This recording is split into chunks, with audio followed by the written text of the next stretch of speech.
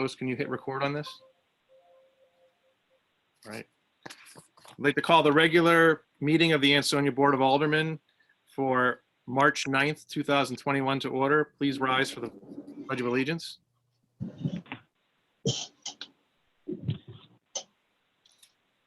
Pledge allegiance to the flag United States of America, to the republic for which it stands, one nation under God, indivisible, liberty and justice for all. All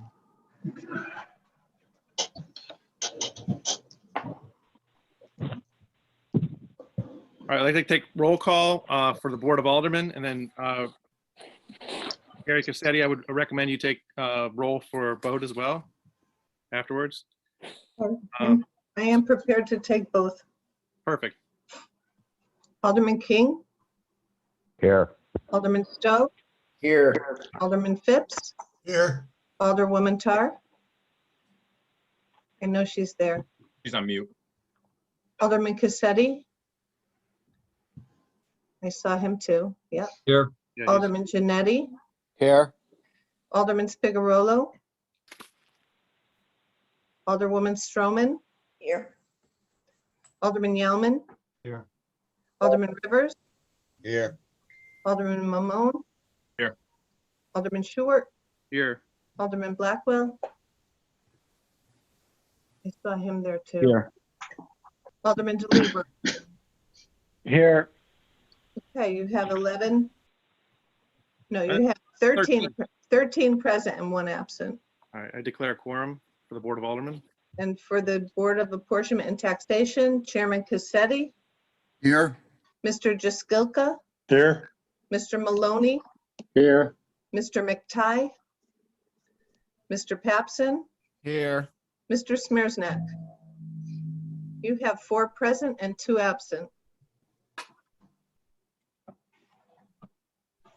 All right, so I'd like to consider the previous set of minutes from February 9th, 2021. That was a regular Board of Aldermen meeting. Make a motion to approve. Second. Motion by Alderman Yowen, second by Alderman Mamone. All in favor? Aye. Any opposed or abstentions? All right, thank you. All right, public session. Rules of public session, 3 minutes or less, please.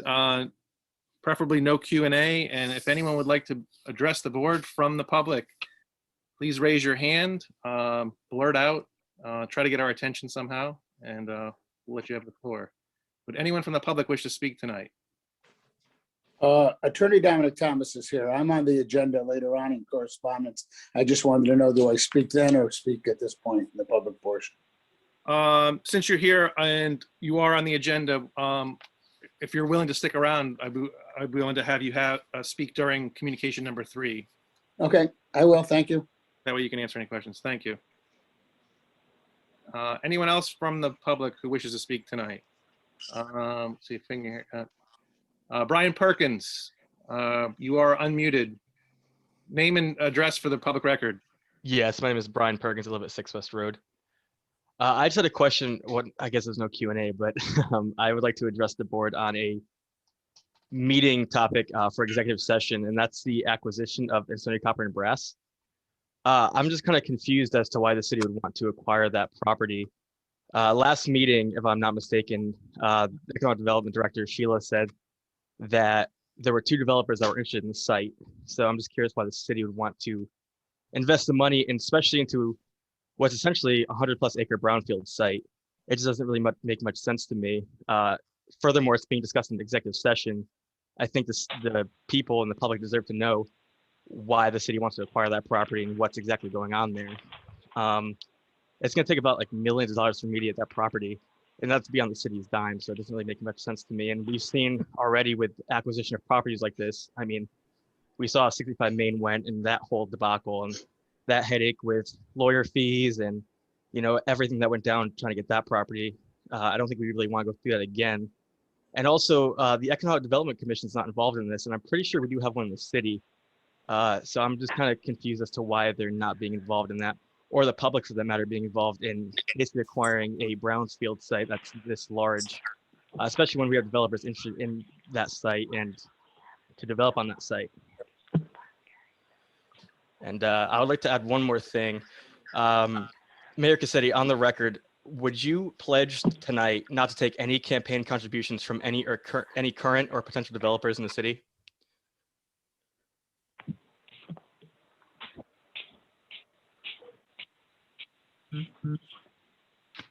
Are we going to get a response or? Any other comments? I'll let you know in 4 hours on your first question, once we get to it. That sounds good. But can I get an answer from the mayor as to whether or not he will take campaign contributions from any current or potential developers in the city? Well, we don't do Q&A, but you certainly can ask him that question. So, Mayor Cassetti, I don't know if you can hear me, but do you pledge not to take any campaign contributions from any current or potential developers in the city? Oh, I'm not, I thought I was muted. Oh, no, you're fine, Mayor. No, I'm not taking anything. Okay, thank you so much, sir. That's all for me. Thank you, Mr. Perkins. See if I can lower your hand here. Next up, Beth Lynch, you have a comment? Yes, I'm just concerned with the budget. I don't know if it's going to be discussed tonight or just handed over, but if it's going to be discussed, it's got to be available online for the public through the Zoom format. It's online. It should be online. Online. And it's only, this is step one. It's just going to be introduced by the mayor. Okay. Can you tell me when it went out? Because at the close of business today, we didn't have it, so.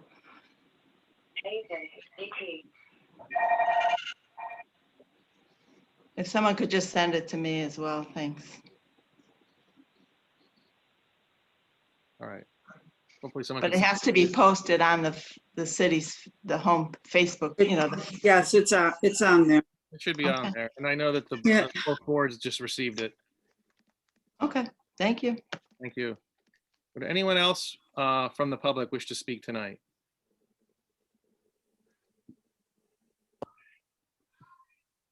Would anyone Hello. else- Oh, yes. Hello. Yes, Mr. Douglas. Can you hear me? Would you like to address? Yes. How you doing? How are you, Kente Douglas? How are you? Name and address for the public record, or just address at this point. Kente Douglas, 505 Beaver Street, Apartment 1, Ansonia, Connecticut.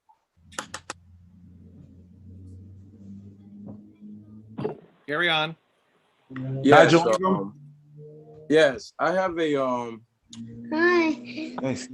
a topic of discussion that I like to bring to the alderman's attention about Mayor Cassetti had appointed a commission, which I thought was really well and really a great idea about putting commissioners and to oversee youth sports in the town of Ansonia. And with me being one of those children years ago that came through great programs and great overseers and just great people. And, my concern here is, we're losing a lot of numbers. A lot of kids are not participating. I just think they need some overseeing. And, you got guys like Kevin Riley and Bobby Jones who put in 50 plus years of community and volunteer work. I think they could be really, really a great bonus to the town. And, some things that, from what I'm understanding, they're not being able to oversee the programs and, get things how they used to be. And it's a concern for me, especially a guy like me that, I deal with a lot of the kids in the community on a daily basis, from mentoring and coaching and stuff. So just as a concern for me that the aldermen should know that these people that was placed on this board could be a really big help for the community. Thank you for your comments and thank you for coming tonight. No Anyone else? problem. Would anyone else from the public wish to speak tonight? Tim Holman. Yes. Tim Tim Holman. Okay, name and address for the public record. Tim Holman, 15 4th Street. Yes. I want to thank Mayor Cassetti and the Aldermen for establishing a board, which is the Parks and Recs Committee, and making it a very diverse board. You have Kevin Rowley, who has a lot of experience, and Jonesy, and Tracy DeLivrio, and myself, who's coached soccer for a while. But the problem is, when we came on this board, we thought that we had some kind of input or insight into the youth sports, and we found that the rec board and the park board had been revamped, and somehow the charter was changed, and it just deals with fields now. So by doing that, after 40, 50 years of the parks and the rec board being involved in youth sports, now you don't have an oversight. You don't have anybody that parents and the youth and anybody can come to. You don't have any oversight whatsoever. So I think that's a disservice to the citizens and to the youth and to the parents in Ansonia. So as a member of this board, I'm also chairman of the wetlands. I sit on the zoning board.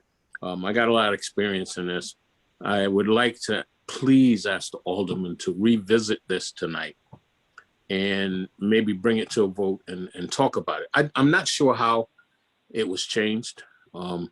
Usually, I know on my board, the wetlands, if you want to change something, you have to have a public session, and you have to go through the 3 or 4 different things where the public has a voice in what is done and what is said. But I can't find anything in any of the minutes or to show that anything was brought up about changing this charter. And I think it does a great disservice to this city. And I come before you and ask the aldermen to please bring this up tonight on your agenda and discuss it. And again, whatever you decide, I'll go with it, but I ask you to revisit it. Thank you. Thank you, Mr. Holman. I just want to note that communication number 4 is a letter from Chairman Rowley of the committee. So this will be discussed later on. So if there's other people that are planning to address on the same topic, it is communication 4 on our agenda for tonight. Thank you. Thank you. Your time. Would anyone else from the public wish to speak to the Board of Aldermen tonight? Hello, my name is Catherine Hansen. I'm a resident of 307 Kimberly Lane. We've been residents of Ansonia for 1.5 years now.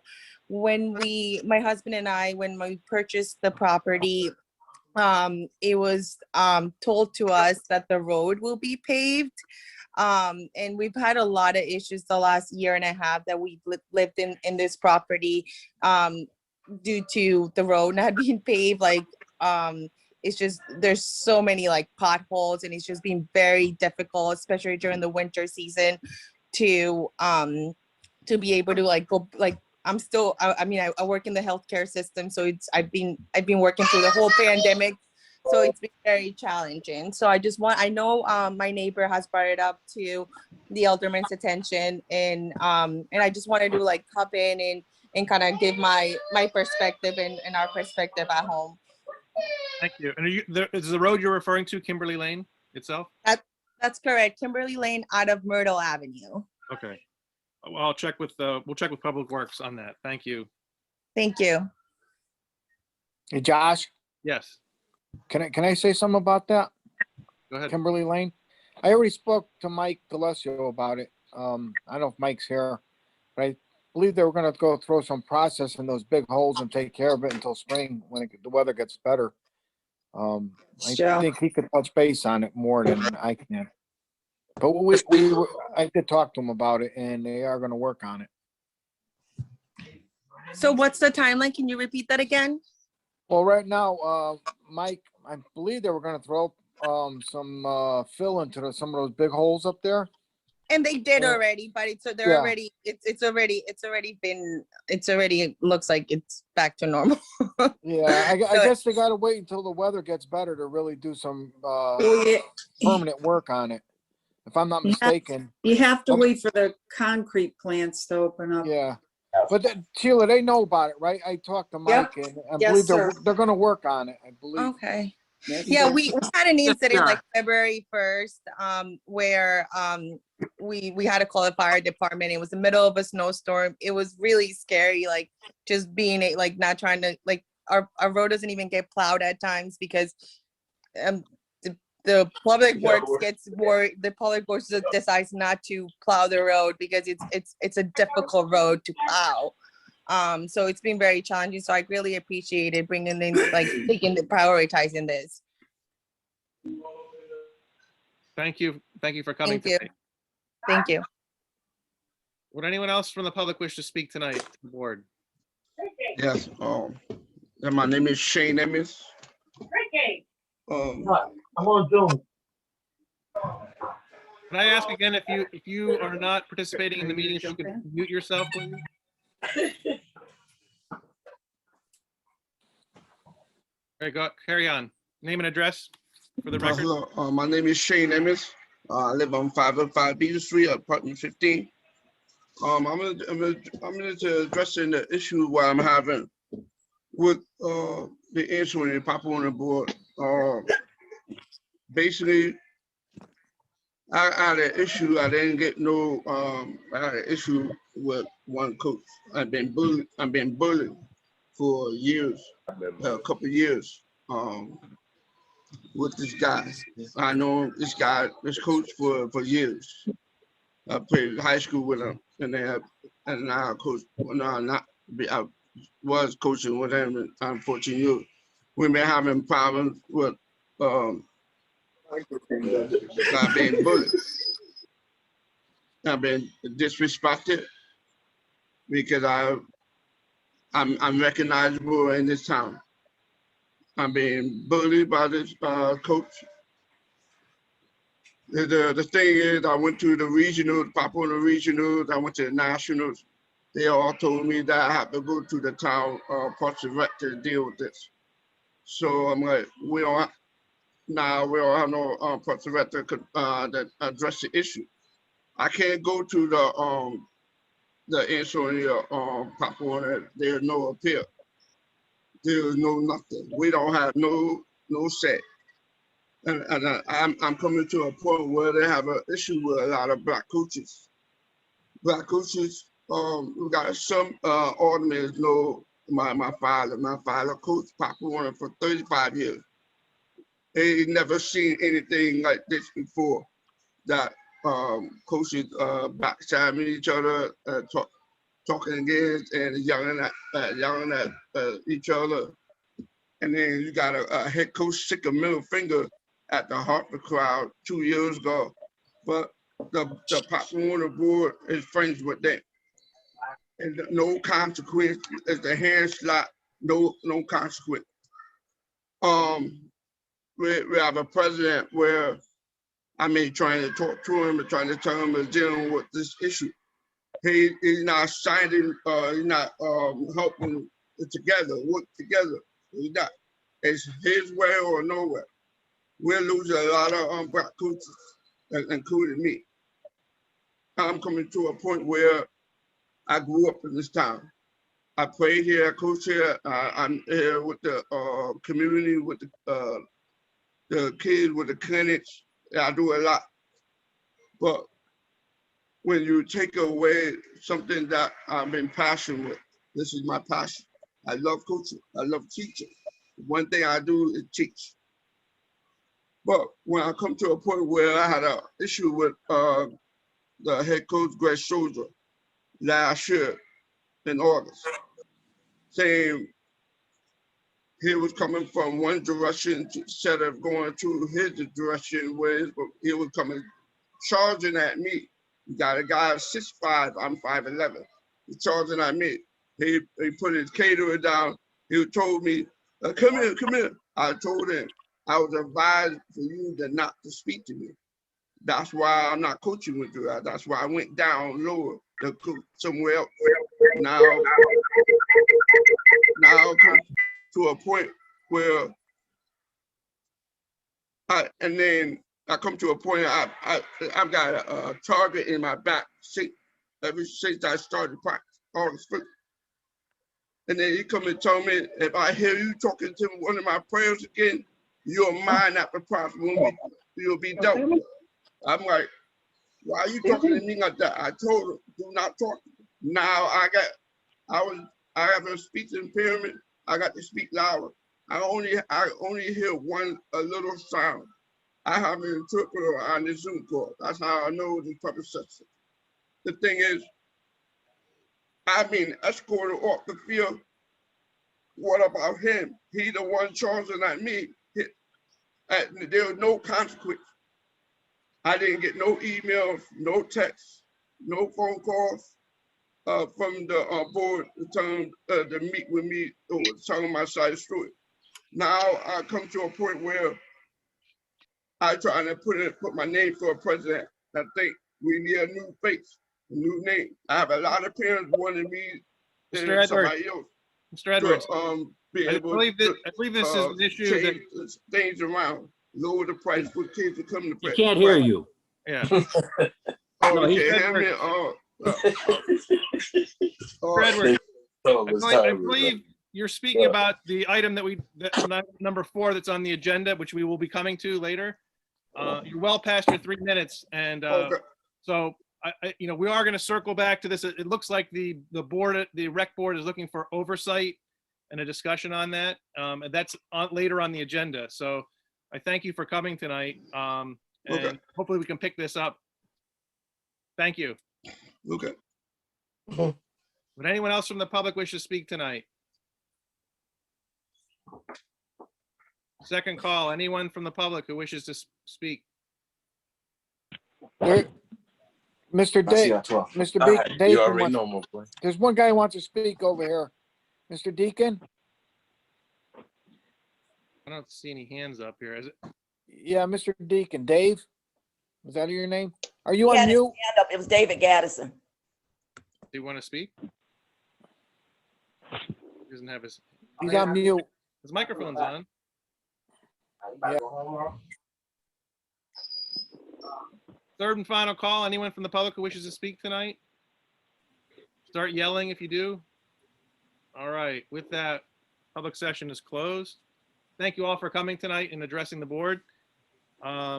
Moving on, this is like a new Xbox for the vote, the presentation of the mayor's budget. Good evening, President Stewart, Aldermen, boat members, and residents of the great city of Ansonia. Tonight is a time for looking forward. I don't have to tell you that the last year has been very difficult, beyond difficult, but we are beginning to finally see that light at the end of the tunnel. Vaccination clinics at the Armory, in cooperation with Griffin Hospital, will continue this month, with the next date being Thursday, March 11th, for those 55 and older. While I don't want to give my age away, I will be receiving my shot. And I want to encourage all our eligible residents to do the same. New dates will be posted on the city Facebook when confirmed. The state of Connecticut has announced the loosening of certain COVID regulations scheduled to take effect Friday, March 19th. While safeguards like face covering and social distancing will still be in effect. Certain things will change, especially for our Ansonia businesses. For example, capacity limits will be eliminated from restaurants. I therefore want to declare the weekend of March 19th through the 21st as Ansonia Eats Weekend. Make it a point to reintroduce yourself to our downtown restaurants, whether taking out or dining in. They need your support, and you're guaranteed to get a weekend of great meals. Finally, my staff is working on the next stage of reopening for City Hall and departments such as the Ansonia Library, the Nature Center, Public Service. Just isn't the same without the public. And our team cannot wait to reconnect face-to-face with our residents again, in the safest way possible, of course. Now that's some progress. While a little more patience and a whole lot of thanks, appreciation, and gratitude for the frontline employees and emergency service workers that have helped us through. We will surely make it to the finish line together. Now, my team and I have never stopped moving forward. behind the scenes, and I believe we will soon see that work pay off. I'll let Sheila and John elaborate on our progress of the new police station, the senior center development, and the ATP Palmer revitalization project, Olson Drive's acquisition, Riverwalk, and SHW demolition. For now, I want to focus our blueprint for the coming year, my proposed 21-22 city budget. First and foremost, let me answer the big question on your mind, and the answer is no. As in, no taxes will not be going up this year. Ansonia residents and taxpayers have gone through too much over the past year to deal with a tax increase. I have therefore worked hard to put before you a city budget that does not raise the mill rate, while still funding all vital services and moving our city forward. Thanks are in order for our new Chief Fiscal Officer, Kurt Miller, and Finance Department for working with our city departments to keep budgets as lean and responsible as possible. And I apologize for the ringing that must still be in your ears after reminding him no new taxes so many times. But let me be clear, there is a lot to say yes to in this budget. For example, yes, we are fully funding the Ansonia Board of Education. I am pleased to announce that the leverage this Board of Aldermen extended last year by creating the first ever Board of Education rollover account means we have the ability to fully fund the requests from our schools. And yes, we will be budgeting for significant investments in city infrastructure, including a proactive road paving program, an increased commitment on technological advancement, and our first ever long-term capital investment and upgrade program. And I don't want to forget another one. Yes, we are keeping the city fund balance at a stable and healthy 10.36%. How healthy, you ask? Enough for Standard & Poor's, the premier bond rating agency in the country, to have reaffirmed our bond rating at AA-. Even in these very trying financial times, we have spent a great deal of time working to improve our financial foundation, and this is proof that we continue to head in the right direction. And how about another big yes? Well, this year's budget will reflect a grand list that totals $1 billion, the highest the grand list has been in over a decade and a half. That's all possible through the hard work of the last 8 years, working together to redevelop, revitalize, and yes, recharge our great city. And here today, the results of that work: over $1 billion in taxable revenue has allowed us to support our residents, taxpayers, and services when they need it most.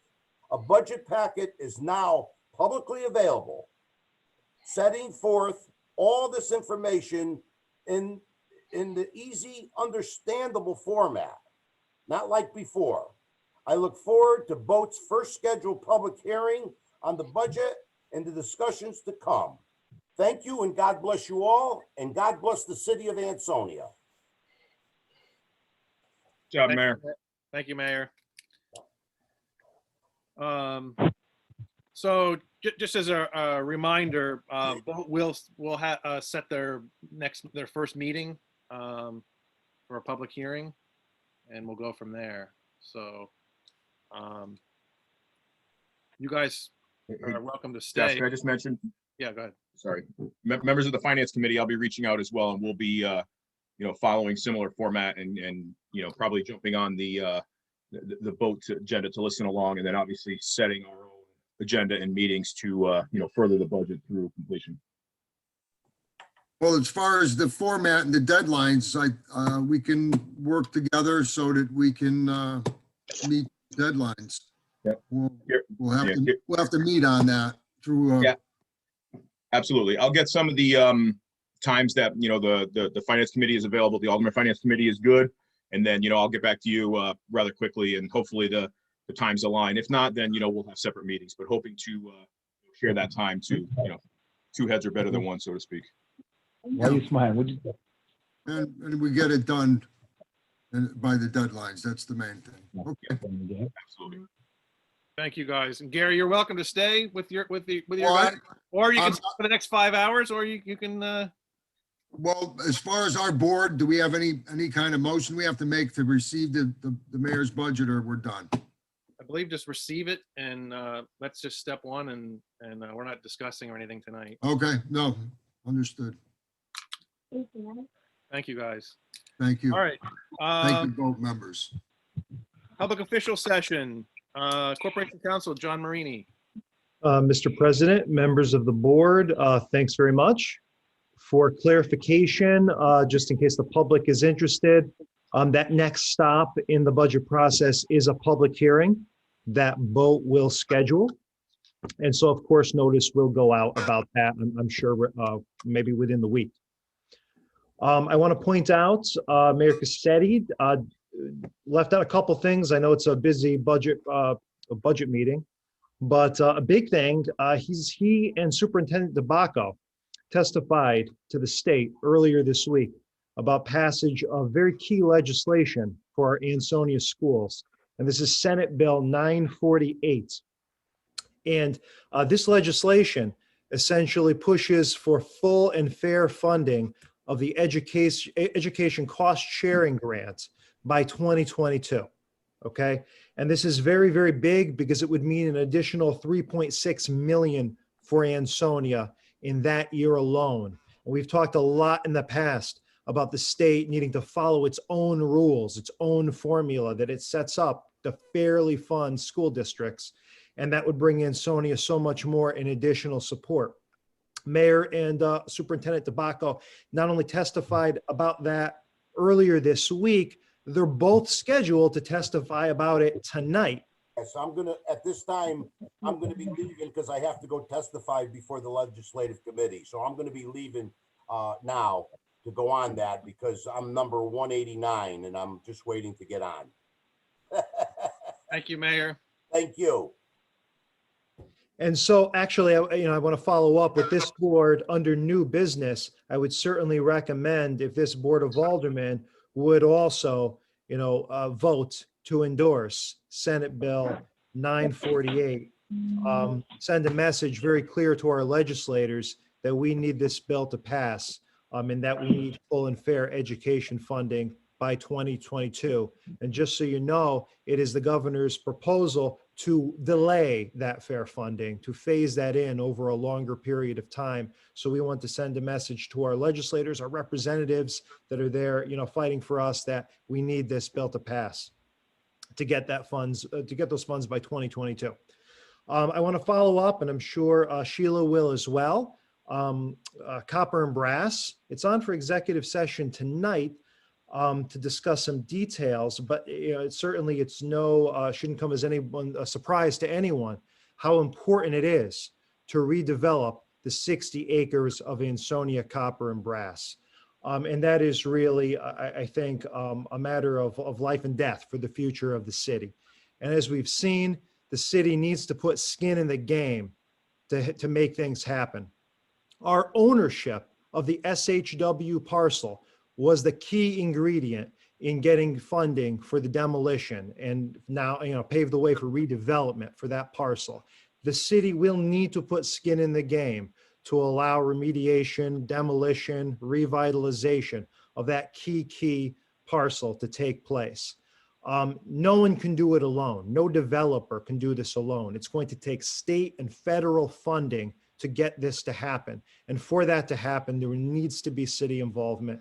When you say acquisition, you need to understand this parcel is in excess of $1 million in back taxes.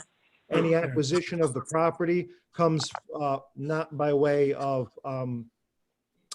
your standard acquisition. It's about essentially, whether it be foreclosure, whether it be property, tax sale, it's basically taking the property in lieu of taxes. And it's the city's interest in that property that can help pave the way and make sure we bring jobs and revenue back to the city. Without putting the skin in the game, without being an active part of the solution, that property is likely to languish for another decade. And we will talk about that more tonight in executive session. I want to bring up some very good news. You know, I've given this update many times that we are very close to hearing back about Olson Drive. And I could report tonight that we have heard back on Olson Drive. And HUD has given us the green light to acquire Olson Drive from the Housing Authority. All that is left is to arrange a closing according to the terms that the Board of Aldermen have already approved. As I've said before, in terms of future use, that will then be a subject of discussion for the Board of Aldermen. But the objective now is to make good on that purchase offer that we made back a while ago to acquire Olson Drive, to shift that asset over to the city, and to make sure it works best for our residents and taxpayers. ATP Palmer is another project that's a long time coming, and I want to let you know that the development is proceeding along the milestone timeline agreement that this board negotiated for the redevelopment, for a crucial redevelopment project. Construction is scheduled, demolition, outdoor construction is scheduled to begin this week. And Sheila will walk you through a more detailed timeline of what to expect going forward. But you're going to see some very visible activity on those parcels soon. Lots been happening behind the scenes inside, but you're going to see outdoor construction activity, demolition activity very shortly. Additionally, Attorney Thomas is here, and he's going to address you during his communication. But I can say the city is certainly glad to see this proposal to redevelop 560 Main Street, a proposal for a restaurant brewery. It's going to require some partnership, some cooperation with the city. I'm going to ultimately refer this to an 824 to planning and zoning, as we likely will need an easement and perhaps another a parking license. These are things that we'll need planning and zoning to opine on, but very glad to have Attorney Thomas here tonight to tell the board a little more about what's going on. And that's my update for now, and I will join you later on in the meeting for those other updates. Thank you, Attorney Maureen. Can you please mute the number ending in 1766? Keeps popping up. Chairman Stewart. Chairman Stewart. Yes. I have a question to Corporation Counsel. Yes, go ahead. John, in reference to the Olson Drive, when we talk about, procuring the property, and I guess you said an offer was made previously. Since some of us weren't on the board at that time frame, could we please have a copy of whatever the agreement was, or tell us we can go to gain a copy of what the agreement was by the Board of Aldermen at that time frame? Certainly. So I will work to have that put out tomorrow. I know Beth is on the line. If she, has an issue getting access to it, we'll work together, but it should be in the Alderman packet from that meeting. And it does spell out not only the purchase amount, but also the terms of the purchase, which was staggered for affordability purposes. So we will get that to you all tomorrow. Thank you. Got a question? Yes, Alderman Cassetti, go ahead. Yes, thank you. John, just to make it clear, the 60 some odd acres, the property that's what, Ansonia Copper and Brass, that the city is interested in recouping our lost taxes. The only way that we could recoup anything is by taking possession of the property. Is that correct? There's a lot of things that happen by taking possession of the property. It paves a path to state and federal funding that makes these projects possible. Yes, the end result is a private development, but no private developer is going to go up against about $8 or $9 million in demolition costs alone, never mind any subsurface remediation. That's precisely the reason why development hasn't happened there. It's heavy lifting, and the state is going to facilitate the removal of those obstacles, okay? So, we're going to talk more about that later, but you're exactly right. There's a large cost, not only in taxes, but deterring investment, deterring redevelopment efforts. Obviously, it's a net negative, right, for the city to have that property remain in blighted, vacant condition. And the city is willing to roll up its sleeves to get involved and to make sure federal and state funding flow to that site. Thank you. So I have another question to Mr. Cassetti's question. If you already have developers that are looking at the property, I would assume that they are aware of the lien or taxes that are on the property. Are you saying that they would not be part of they would not be willing to Can't pay off? hear. Steve Bergen, can you mute your phone, please? Is somebody, yeah. Steve Sorry, Bergen. Alderman Stroman, there's Are someone you saying talking that in the background. this cannot happen without the city taking this property? So I will say that no developer can do this without funding from the state and federal government. And the city taking possession of the property is the most likely way to get that funding to make this happen. Of course, it's in the property owner's court. You know, certainly if the property owner is able to repay their I believe at this point, it may be 2 million in taxes. Perhaps they'll Over put 2 themselves million. back in the game. It's Certainly. over 2 million. But if they cannot make good on their tax payments, then not only are we down taxes, we're down the greatest opportunity we have to turn not only the city around, but the entire region. So certainly they'll be given an opportunity to repay that tax debt. The city being the owner gives us the best position possible to pull in those state and federal dollars to assist a prospective developer in development. I think the important thing to remember here is that, you know, figuratively, we've owned that property for quite some time. It is ours. It's the future of our city. And so it's better to be in control, to be able to have this come to this board and have this board select a developer and the highest and best use for the property. So, and, you know, and we're taking the property through programs that eliminate the liability on the city's part. I will also say it allows us to have a little more leverage as well. So for example, ATP and Palmer, we didn't just sell those buildings. We have a development agreement with strict timelines and consequences for not performing. We also had a say in what sort of development there will be.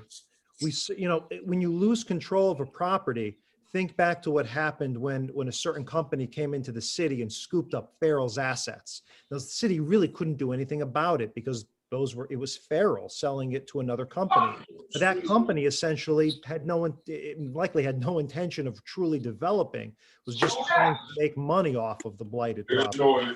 And it put the ability to make progress at risk. So control allows us to make sure it's not only being developed on a timeline. I saw you down there missing mad shots. But that Can it's you developed the right mute? way. Is it possible to mute the I saw you. person who's Mr. Douglas, Not speaking, yeah, please mute their phone. yeah, it's Mr. Douglas who's coming up now. He needs to be muted. If you're not participating in the meeting, can you please mute yourself? There he goes. Yeah, he Very muted. hard, very hard for everyone to hear. Carry on. So, yeah, certainly the more of a control we have over the situation, the more we can make sure the development works for our residents. We can make sure not only do we get a development that works well with downtown Ansonia, but that is accomplished on the timeline that our residents expect. We simply don't have that control if it's not our property to negotiate with. But again, you know, the proposal here is, you know, not going to be to take the property in the same manner as we have, say, with you know, the police building in the past. It's going to be simply to take the property in lieu of taxes owed. And if the owner can pay the taxes, you know, they have their opportunity to redeem the property. John, what happens if the state does not give us money towards this? Say, is that money guaranteed that the state and federal government's going to give us money to clean this place up if we do take it over and develop it? So that's what our, you know, grant program is for. That's what our representatives are for. Again, I would say there's no bigger challenge to the city, but there's no greater opportunity to make sure we have the revenue going forward that we need, the jobs that we need. It's a vital priority for the city. So John, it's about showing the state that the city cares enough to make things happen, to get involved, to be able to put ourselves out there to attract that funding. John, does this involve the land grant whereby the city's liability is somewhat limited with some of these the environmental issues that are outstanding on certain parcels? Is that? Yeah, so protection is an excellent question. And I know Alderman Janetti, basically you were going the same place. So we would take the property, of course, pursuant to a liability protection program that limits the city's liability for environmental issues. In addition, there would be a possibility to spin the property off to, say, a holding company, say a development corporation or a land bank, to further limit liability and to protect the city from exposure. So of course, all of those things would be part and parcel as to what the city would be exploring. We certainly wouldn't be, we wouldn't want to put the city in a compromising situation. At the same time, it's very crucial for the city to have some say over where that property is going and how it's going to be utilized in the future. And we could, the way the state is, more and more the state recognizes the cities are in this position. They're in the position we're in, and they're giving us the tools and resources to keep ourselves safe while we put our skin in the game. So John, and like we could talk about this, I guess, in an executive session, but if we have two developers who potentially are interested, what is the rush for us to go and acquire it versus waiting out to see what these developers are going to do, versus us taking it over now? What is the rush? Any prospective developer will need a massive amount of help from the state and federal government. And until the city does have an interest in the property, it may be difficult to make any sort of guarantee, to make any sort of agreement with a developer. So the problem is we really can't give them the answers and assurances that they need until we actually have the ability to talk to them about the property, to really understand what we can bring in. No developer will, I mean, the reality is no developer is going to say, hey, I've got this. I'm going to put 10 million into the property, clean it up, assume the risk. That's not, the real situation that we're going to find ourselves in. And they likely want to know from us, what can we really do for them and what can't we do? So am I hearing then that you're saying that the state would not provide money to the developer to develop it or do any brownfields to the developer, to the city? There's more potential for the city to secure a greater amount of funding than there is for a private developer, although both can happen as a matter of course, either one or both. But I think, and there's, just to correct everyone, there's more than two developers interested in Ansonia Copper and Brass. Practically everyone is interested in Ansonia Copper and Brass. It's over 54 acres of contiguous property.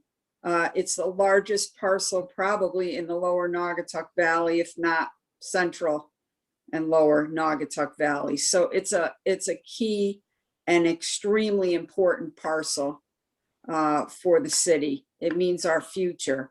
And I guess the issue is, why would you want to take a chance on our future? Why wouldn't you want to have some level of control and be able to decide what the highest and best use of that property is?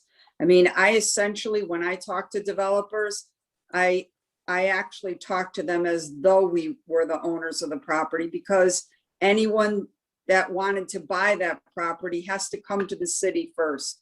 There's almost $2.5 million in back taxes owed, and no developer is going to pay $2.5 million in back taxes on a property that has about $10 million worth of contamination and demolition needed on it. So, we want to be able to steer the course of the future of Ansonia, and this is, a very important step towards that. I mean, it's whether you literally own it or you figuratively own it, we own it. right? It's ours, because it's smack in the middle of the city. It's the largest parcel out there. And there's an incredible amount of work to be done on that parcel. And I guess I'm just concerned about the liability to the city taking Yep. it over. So we've entered into the state liability relief programs, as Alderman Yauman mentioned, and we've also been in talks with EPA in terms of federal liability, et cetera. So we're going to proceed as cautiously as possible, but it's in the best interest of everyone, I believe personally. Sheila, how long has it been vacant and in a state of decay? I think Ray McGee went out of business about 8-10 years ago. It's been, I don't know, maybe some of you out there who have a better history know how long Ansonia Copper and Brass, the facility, when they went out. I'm not exactly sure, but maybe 30 years ago. I was gonna say, fair to say it's a long time ago, and we've been waiting for somebody to come up with a big giant check, and they haven't shown up yet. So I think it's time we look at maybe some other options here and just kind of see what it is. If we're not going to get someone banging down our door with a big check to develop that, that area, I think we need to start exploring other options. Otherwise, we're going to wait 30 years and it's still going to be there in the same state and everything. Right, I agree. Good point. I think you'll get a partner, and that's what we're looking for. Right, or someone who will work with us, and bring that site back to life. But I've got to tell you, there has been quite a bit of interest, and I think because we've had the discussion about the extrusion mill, which we're trying to bring back to life, which is 200,000 square feet of manufacturing space. We're desperate for manufacturing space.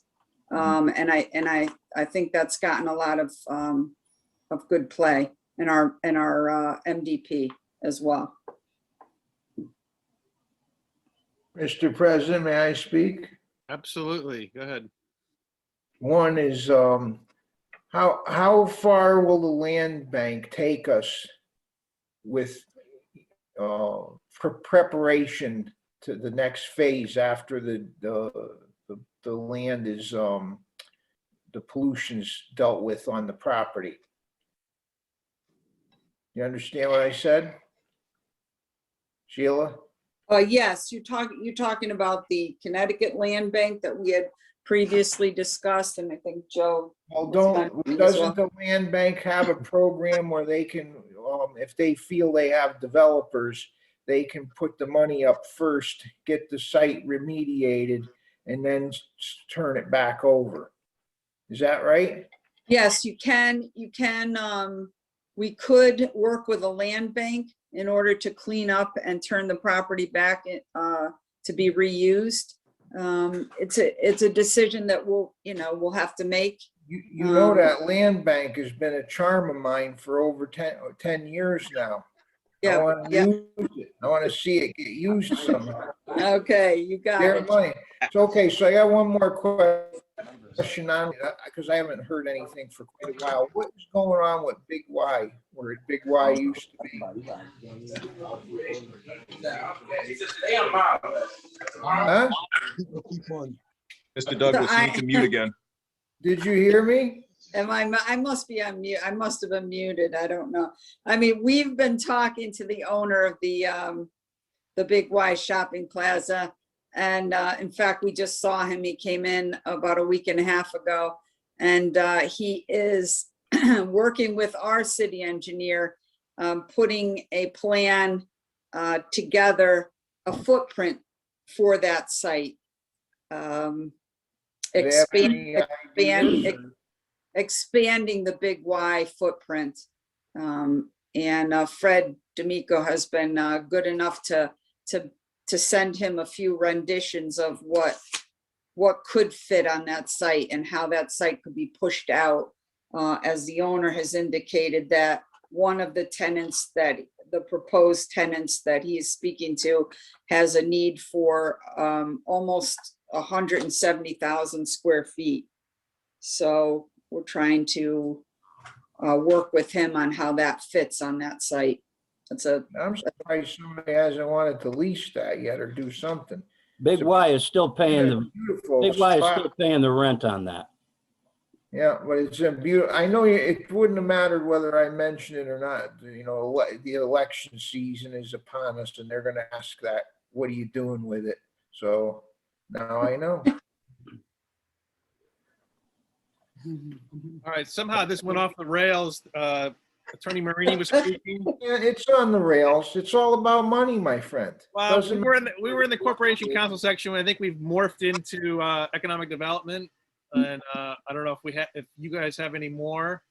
Did we actually have a lot, but did we run out of time? I'm only getting a few minutes for my update. Well, just John, corporation council, is there anything more in your report? I'm all set. Okay. Josh, I've got one thing that I can add to John's statements, and it's with respect to Olson Drive. And John was going to dig up the material and send it out to us. And I may have already done him a favor because I found the detailing of the offering that was made to the Housing Authority, and people can look it up under their minutes of Wednesday, October the 2nd special meeting. And, Wednesday, October 2nd. Thank you, Bill. Yeah, other than that, I think we can leave executive session now and yeah, right. Go back to. And I will say, we have it on for executive session, as you know, we're allowed to talk about some of the, some of the more privileged elements of this then, but this is a topic of major concern for the city. And certainly we've always been willing to talk about copper and brass, and how big of an objective that is for the city. It's no secret that they're heavily indebted to the city for taxes, and it should be no secret that that is the key to transforming Ansonia for the better, and having a significant impact, not just on the city, but for our entire Valley region. So certainly, we want to talk about that in public as much as possible. We welcome questions, but yes, it has been our philosophy, our administration's philosophy, that we need to do more than just put a for sale sign on a window to truly get to the highest and best use for properties here. We're seeing a lot of turnaround in Ansonia. Copper and brass, though, is the ultimate goal here, to get that back on the tax rolls, to get that producing revenue and jobs for our residents. Exciting news. Thank you for your update. We'll move on to Economic Development Director Sheila O'Malley. I'm sure we can throw some legal stuff in there in the middle of it. All right, thank you, President Stewart. Quickly, Riverwalk notice to proceed for March 15th on the Riverwalk. So take a look at that. That project will be starting. I think that's a really nice extension of our Riverwalk. A2P in Palmer, John touched on that. You will see demolition. The first item of business is the demolition of that bridge that connects the two buildings. So sometime this week, the construction crew will be on site with the scaffolding, etc. They just received all of their permits, electrical, mechanical, and plumbing. So a lot of interior work will be done as well, but you will see some exterior demolition, which everybody likes to see things demolished. I do anyway, so that's exciting. SHW EPA is coming in the third week, I believe. I have to check my calendar, but I apologize. But they're coming in to take a look at the work that needs to be done, removing the tanks prior to demolition. So that's good. That'll be done hopefully this month, and then the demolition will follow. Police building, Chief Coda probably wants to talk more about it, but they are installing all of the new windows, all of the glass into the tower and the exterior windows. Senior Center, we can talk about that later on, but we just received the CDs, the construction documents, the complete set, and we will get that out to bid this week. Molto Bene, we talked a little bit, I don't know, we didn't talk about Molto Bene, but there has been a site plan submitted for Molto Bene. Dominic is on, he could probably talk about that as well, but it's going to be a hotel with a restaurant area and also gas station. So that's exciting. Secum submitted, the new owner of Secum submitted a site plan for 4 apartments and retail on the bottom. 158 and 200 Main Street, the owner assures me that's 60 days out from construction starting. And lastly, we have a new Mexican restaurant coming on board, and it's going to be called Taco Central. And hopefully within the month, they will be having a grand opening. What's the location of that? I'm sorry? What's the location of the taco? Former Eddie's Bake Shop. Oh, nice. Awesome. Sheila, can you, I don't know if you could divulge a little more. What was the hotel, gas station, restaurant thing? Molto Bene. It's on Molto Bene, 557 Wakely Avenue. Okay. Yeah, sure. I mean, I'm not Go on the ahead, agenda Dominic. for that. Yeah, I filed on behalf of the developer. It's to Theo Rapp's Paradise Inn, and the proposal is for a motel that's connected to the main building. I would say, I don't know, it's hard to put it, I don't want to say a convenience store. It's almost like a rest stop. It has, it's going to have an area to eat. It's going to have area for retail. It's going to have area for a small bar that exists already there. And then there's also at the entrance a gas station. The proposal for the site plan has been submitted to redo the site. The only new building on the site will be the motel. It's set for a site plan hearing on the 29th. And you did forget, Sheila, that Zupardi's got approved. Oh, I forgot, I did. How could I forget that, Dominic? Absolutely. We're all waiting for that to open. How many So, rooms is the thank you. motel? 25. Exciting news. Wow. And we'll talk Interesting about, concept. and we'll talk about 540 and 560 later on, right? So. Yep. 5 Main. Yep, there's a communication on that. Busy- Anything else? Busy month. From you? Wow. Question for Sheila. Yep. Questions for economic development? Hi, Sheila. Hi, Alderman Cassetti. Sheila, in previous administration, the coppers were, monies were taken to demolish Olson Drive. Is that correct? At $5 million. So that came out of, came out of the taxpayers' end of money, right? Residents were very generous, yes. That was a good move. I like the idea that that we downsize that area. But are we going to be getting money back?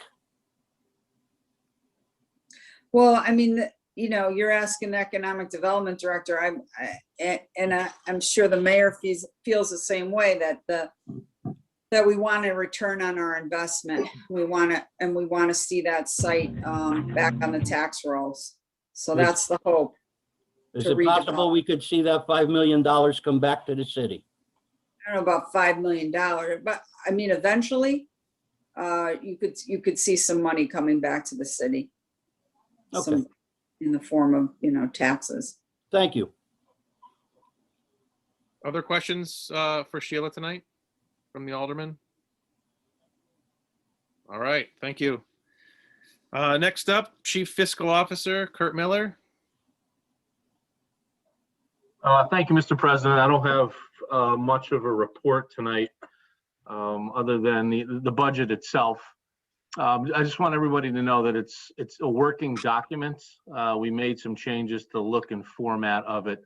The mayor asked that I make it a little bit more user-friendly for not only you folks, the members of BOAT, but also the residents as well. So, you know, we'll be looking for your feedback, not only on the decisions that were made by the mayor as to how to put the budget forward, but also the packet itself. We'd like to shape that over the coming years and continue to improve the document to make sure that it's truly a useful resource to all of you. And I know in the last meeting, some questions were raised about bank accounts and reports and things. So we've included in your packets a report that shows the check runs for the month of February, as well as a budget to actual for your review. So again, if there is more information that you're looking for or different types of information, if you guys could route that through you, Mr. President, and then get that to me, I'd be more than happy to continue to tweak that report and update that. That was put together by Kim in our finance office. She does a great job. So she's more than willing to provide any information that you folks need. So I guess with that, I'll open it up to any questions anyone may have. Any questions for Mr. Miller tonight from the Alderman? Yeah. Hey, Kurt, it's Tony. Just more of a request. The report from the tax collector, the scale on it, I think is a little off. Looks like a lot of it tailed off the page. So I don't know if we could have that just reproduced and redistributed. Yep. I'll speak with Johanna in the morning and see what we can get. Thank you. Yep. Any other questions for finance? All right, thank you. Thank you very much. And I just, once we're all square with that, I'd like to request, several aldermen have asked for paper versions of the budget for discussion purposes. So prior to those meetings, hopefully we can get a paper copy of those as well. All right, next up, Police Chief Coda. I think I saw him. Yes, I'm here. Good evening, everyone. I'll go through this quickly. So recently we've been assisting with the food drops with Team Inc. out of Derby there. They've been doing that. We've been doing Nolan Field. Hopefully now that the weather is out of the way, we'll be able to get more cars in there and make it a little smoother out on Wakely Avenue when we do have the food drops. Well, they've also been assisting with the vaccination clinics, making sure everything is okay up there. There's no traffic concerns or problems. We will continue to do that. We've been working, we've had some reports of some thefts of catalytic converters from some vehicles in town. We're working on that. We're also reaching out to other local towns to see if they're experiencing the same, which some are. So we're trying to work on some video and some other information to see if we can identify the perpetrators in those cases. We're working on, we had 2 shootings over the past month, both minor injuries to, well, I should say minor injuries to the leg area, non-life threatening. For both of those, we've developed some good leads in those. We continue to work on those and to see if we can determine who the suspects are and or make arrests in the near future. Winter parking is ending March 31st, just for everybody's knowledge there. So that will continue in case we get a late storm. We're still working on that. Sheila talked about the building progress. As you can see from the outside, there's quite a bit of work being done. The tower's been pretty much sealed off. They did some spray-in insulation over the weekend there. There's new windows that have been put in the tower, also on the south side of the building. And inside the building, there's quite a bit. It's really starting to look like a new building where there's flooring in some areas, carpeting in others, ton of sheetrock done, paint. There's some millwork that's being put in. So they're really moving along quite nicely. We're still working with our technology vendors to make sure all the wiring, fiber optic cables, communications, and all that begin to make their way into the building at the appropriate times. So at this time, if you have any questions, I'll be glad to answer them. Any questions for Chief tonight from the Alderman? Chief Bobby Tar, I have a question for you. Have you heard about the tow truck car thefts that have been started up in Waterbury? Is it heading our way? We have not had anything on that. I did see that. I'm not sure exactly what that was. We haven't gotten any information, whether it was maybe a repo or not. But right now, we've not seen that, but we are paying attention to it in the event that it does start coming this way. And the other one was the mechanic's key recently in Derby. Did you hear about that one? That overrode, the person had their both doors locked and they had both of their key fobs? Yeah, So I did hear a little bit about that. Actually, I just saw it late this afternoon. So those are things we have to be concerned about, that somebody's getting access to master keys and can get vehicles quite easily. So yeah, that information is being sent to us from Okay. multiple sources. Thanks. Hey, Bobby and Chief, there was a comment on that thread that the woman had dropped one of her fobs while she was walking, and it was posted in the Shelton group. So I don't necessarily believe they have some sort of decoder. They seem to think that the perp found her key and was walking around and just clicking it, and you could see when the lights go off how he approaches the vehicle quickly. So Yeah, That would make more sense. Yeah, a multitude of ways that they're getting in vehicles, but that's the easiest way. Right. Find the fob or go in the car if it's open, if it push start, and if it starts, off they go. So. Yep. Yeah. yeah, John we're- had said years ago there were mechanics keys that would override, Oh, but sure. only at the Yeah. dealerships. Yep. So, okay. Any other questions for the chief tonight? All right, thank you for coming tonight. Looking around, I see Superintendent DeBacco is here. Would you like to address the board tonight? Yes, I would. I would like to wish everyone a good evening and echo what Attorney Marini did say. On March 1st, I was happy to combine testimony with Mayor Cassetti regarding Senate Bill 948. Actually looking at equitable funding and looking at a better and more consistent way which to fund public education. Just for the record and for all the aldermen and the public, it was the first time a testimony was given between both having a combined testimony with a superintendent and a city official. We got multiple responses saying how that our testimony resonated much stronger, just because it's not always the case to see both your municipal leader and your superintendent on the same page when it comes to public school funding. But once again, we weren't supposed to testify. I was number 76 and Mayor Cassetti is number 189 for tonight, but I stayed on to present. We would have liked to have presented together. I also wanted to update the alderman on March 6th. We did have a combined vaccination clinic.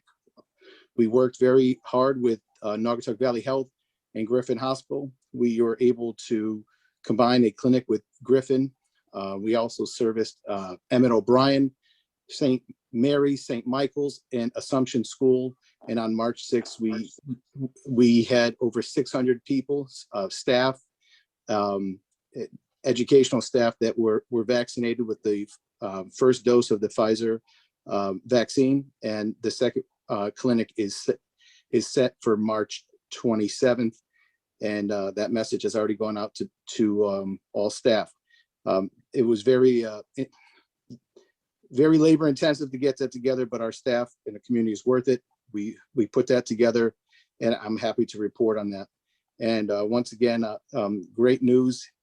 Kurt Miller and the team there, very excited to hear about the funding levels. And just so you know, I believe after the conclusion or the final audit, the city gets, we will be putting out something to access our non-lapsing account to pretty much make things work for the public. And looking at some chillers in the moves of kindergarten, I mean the pre-K classrooms and grade 6 to the middle school. But once again, I appreciate the support and I'm here for any questions from the alderman. Are there any questions from the alderman for Dr. DeBacco tonight? Just a comment, cheers on a job well done. Nice job, Doc. Appreciate it. Anyone else? Just a quick comment and thank you, Joe, for all that you're doing for the schools and also trying to work within that non-lapsing account to do the infrastructure improvements that we talked about when we passed it last year. So thank you. Absolutely. All right, and thank you again for coming and your support. You got it. Thanks, Josh. Thank you. All right, are there any other public officials here that I missed? I'm looking through, I don't see. I think we're good. Mr. President, Yes. Mike Delesio here. Oh, here we go. Perfect.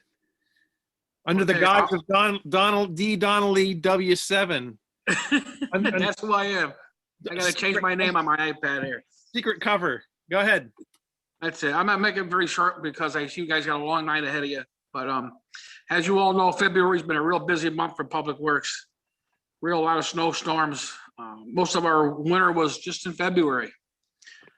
We used double the amount of salt, double the amount of sand, double the amount of overtime this year compared to the last 3-4 years. We got through it. I think it's over with, hopefully.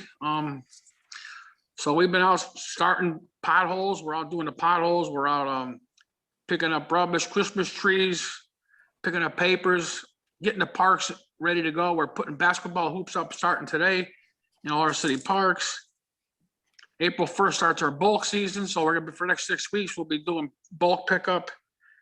So we had a nice warm day today. It felt good. The guys are getting excited about getting the parks cleaned up, and hopefully the snow is done and we can get into the streets and sidewalks and starting our paving schedule pretty soon. Get some roads paved. And I did take care of Kimberly Lane. I patched the holes up there, and as soon as we get asphalt, I'll be taking care of that road up there for that woman that was on earlier. Great. Anything else? That's about all I have tonight. Any questions from anybody? Any I like questions? Mike. Yes. May I have the floor, Josh? Yeah, who's I just this? wanna- Joe This is Joe. Janetti. Go ahead, Joe. I just want to reach out to Mike and thank him and his crews. They did an awesome job this winter. And I'm more proud of them than I've ever been. They did a great job. Everybody worked hard. They worked late, and they deserve to be recognized. Thank you. And thank Appreciate you that. and thank you for taking care of Kimberly over there. I talked to the woman and I talked to you, and you were right on it, and I appreciate that. Not a problem, Joe. Yep. I second that, Joe. Mike, you guys make Hill Street passable. That's sometimes a scary road in the rain and the snow. You guys make it, blacktop, dry, nice as could be. So nice job on that. Appreciate that. Thank you, Alderman Moore. Yep. Thank you. Any other questions for Mike tonight? All right. Thank you for coming. Yep. Thank you. Perfect. All right. So ends the public official session. Moving on to committee reports. Finance Committee. Pay all bills if found to be correct. Motion by Alderman Stowe. Do we have a second? Second. Second by Alderman Rivers. All in favor? Aye. Aye. Any opposed? Abstentions? All right. Motion passes unanimously. Thank you. Alderman Yaman, anything on the school regionalization? We had 2 cancellations over the last 30 days, so we haven't really had a meeting to progress, but we're getting down to the nitty gritty. I would urge everybody to come out.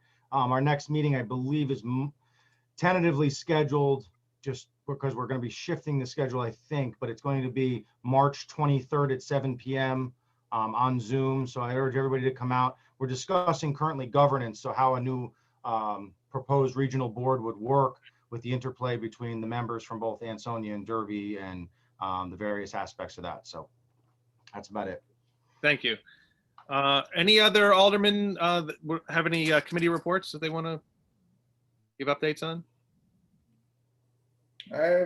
Is Mr. Marini still here? Hello? Yep, still here. John, at our last WPCA meeting, I guess the Housing Authority was supposed to give the city and WPCA a check. So I've actually done a little, I'm hopefully a little ahead of you, Alderman Stowe. I've been talking to your chairman of the WPCA. And I've also talked to Rita. And then I reached out to the Housing Authority. So we want to be sure that, this is a matter between the WPCA really and the Housing Authority about making sure that they've properly exchanged the pilot payments that were agreed upon and making sure everybody is up to date. And so we're trying to facilitate a meeting between the 3 parties, the city acting as a mediator, facilitator, right? Trying to get a Housing Authority and WPCA together just to make sure everything is like it should be according to the agreement that was worked out. I'm trying to understand myself, if everything is there as it should be. So when you did this, did it discourage the going to the lawyer? I mean, certainly if WPCA has a concern, and they could go to their counsel, but I would encourage they talk first, right? I try to encourage them, and I assume that the lawyer has been this idea has been dismissed on WPCA's part? I mean, we don't want to tell any assume entity, you Rita's the know, one what I they should or assume Rita's shouldn't the do. one. I'm assuming Rita's the one that's pretty much in charge of that. I think that given my conversation with the chairman, we're going to do our best to get everybody together to understand if that agreement is being adhered to. Yes. And get the with the facts on housing the table. authority. Get the facts on the Right. table as to what's been paid, what hasn't been. And for the sake of everyone wondering what this cryptic conversation is about, essentially the city and the city WPCA and Housing Authority came to an agreement about pilot payments, which are payments in lieu of taxes, that the Housing Authority would be providing the WPCA. And essentially, we want to make sure that arrangement that was made about a year ago is all parties are working well together. Okay, so you've pretty much got it under control is what you're telling I me. think it's like getting everybody to talk. Because I Always- don't believe WPCA has really had a chance to talk to the Housing Authority. And I think that should happen next. Very quick to pull the trigger, yes. Thank you. Thanks. Any other committee updates or reports? Ansonia Housing. Yes, Alderman Cassetti. Hi, the report of the executive director, Steve Nagano, was February 22nd. During this time of the COVID pandemic, the Housing Authority has placed wellness calls to the residents of the housing complexes. Mayor David Cassetti of the city of Ansonia distributed PPE face masks to all the elderly, distributed, and disabled residents of the Alderman Ansonia Cassetti, you have a Housing Authority. soundtrack. Alderman No, Cassetti, that's 4387. 4387. Yeah, it's a cell phone. I mean, it was a nice soundtrack. It was Yeah. like very new agey kind of score to your Took me update. away. Was You know, far maybe- out. Maybe these updates should have should be scored. Musical discourse, sure. Makes it interesting. With a little guitar. Those masks were donated by the Ansonia Rotary Club that the mayor passed out. And the Rotary Club president also assisted the mayor on that day distributing those. The Housing Authority is in conjunction with the Griffin Hospital and assisted by the Ansonia EMS, provide a clinic for the COVID vaccinations, which took place in the community room at the Monsignor Hines Apartments. The clinic was held on February 12th for the first round of vaccines, and the clinic was a success. The construction of the concrete support columns at the John J. Stevens Apartments is back on schedule. Unfortunately, due to the recent inclement weather, the month of February, it's been set back for the time frame for completion, and the Housing Authority is in the process of upgrading the electrical system at the John J. Stevens Apartments. That's my complete report. Thank you, Alderman Cassetti. Any other committee reports? Mr. President, I'll just add, with regards to ordinance, we haven't had a meeting in the past, in 2021, but I anticipate probably having one before our April meeting. So I'll just ask Mr. Marini to find a date that works for him and the other members, and then we can get that scheduled, and I'll get it out to everybody. Sounds good. All right, thank you. All right, moving on to municipal reports. We have a motion to accept the vote recommendations and the comptroller approvals from your packet. Motion to accept. Motion to accept by Alderman Cassetti, Second. second by Alderwoman Stroman. All in favor? Aye. Opposed? Abstained? All right, motion passes. Thank you. Land use report, the February land use report. Anyone? Accept. Motion to accept by Alderman Yaman, Second. second by Alderman Rivers. All in favor? Aye. Any opposed? Any abstentions? All right, motion passes unanimously. Thank you.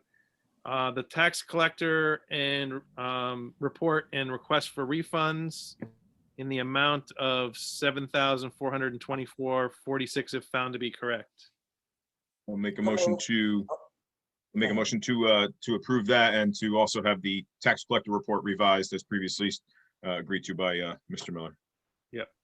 Thanks for adding that Second. in. Motion by Alderman Mamone, second by Alderwoman Stroman. All in favor? Aye. Any opposed? Abstentions? All right, motion passes Point of unanimously. clarification, Mr. President, is that was the revised refund report? Just to make sure. 'cause Yes, and you know what?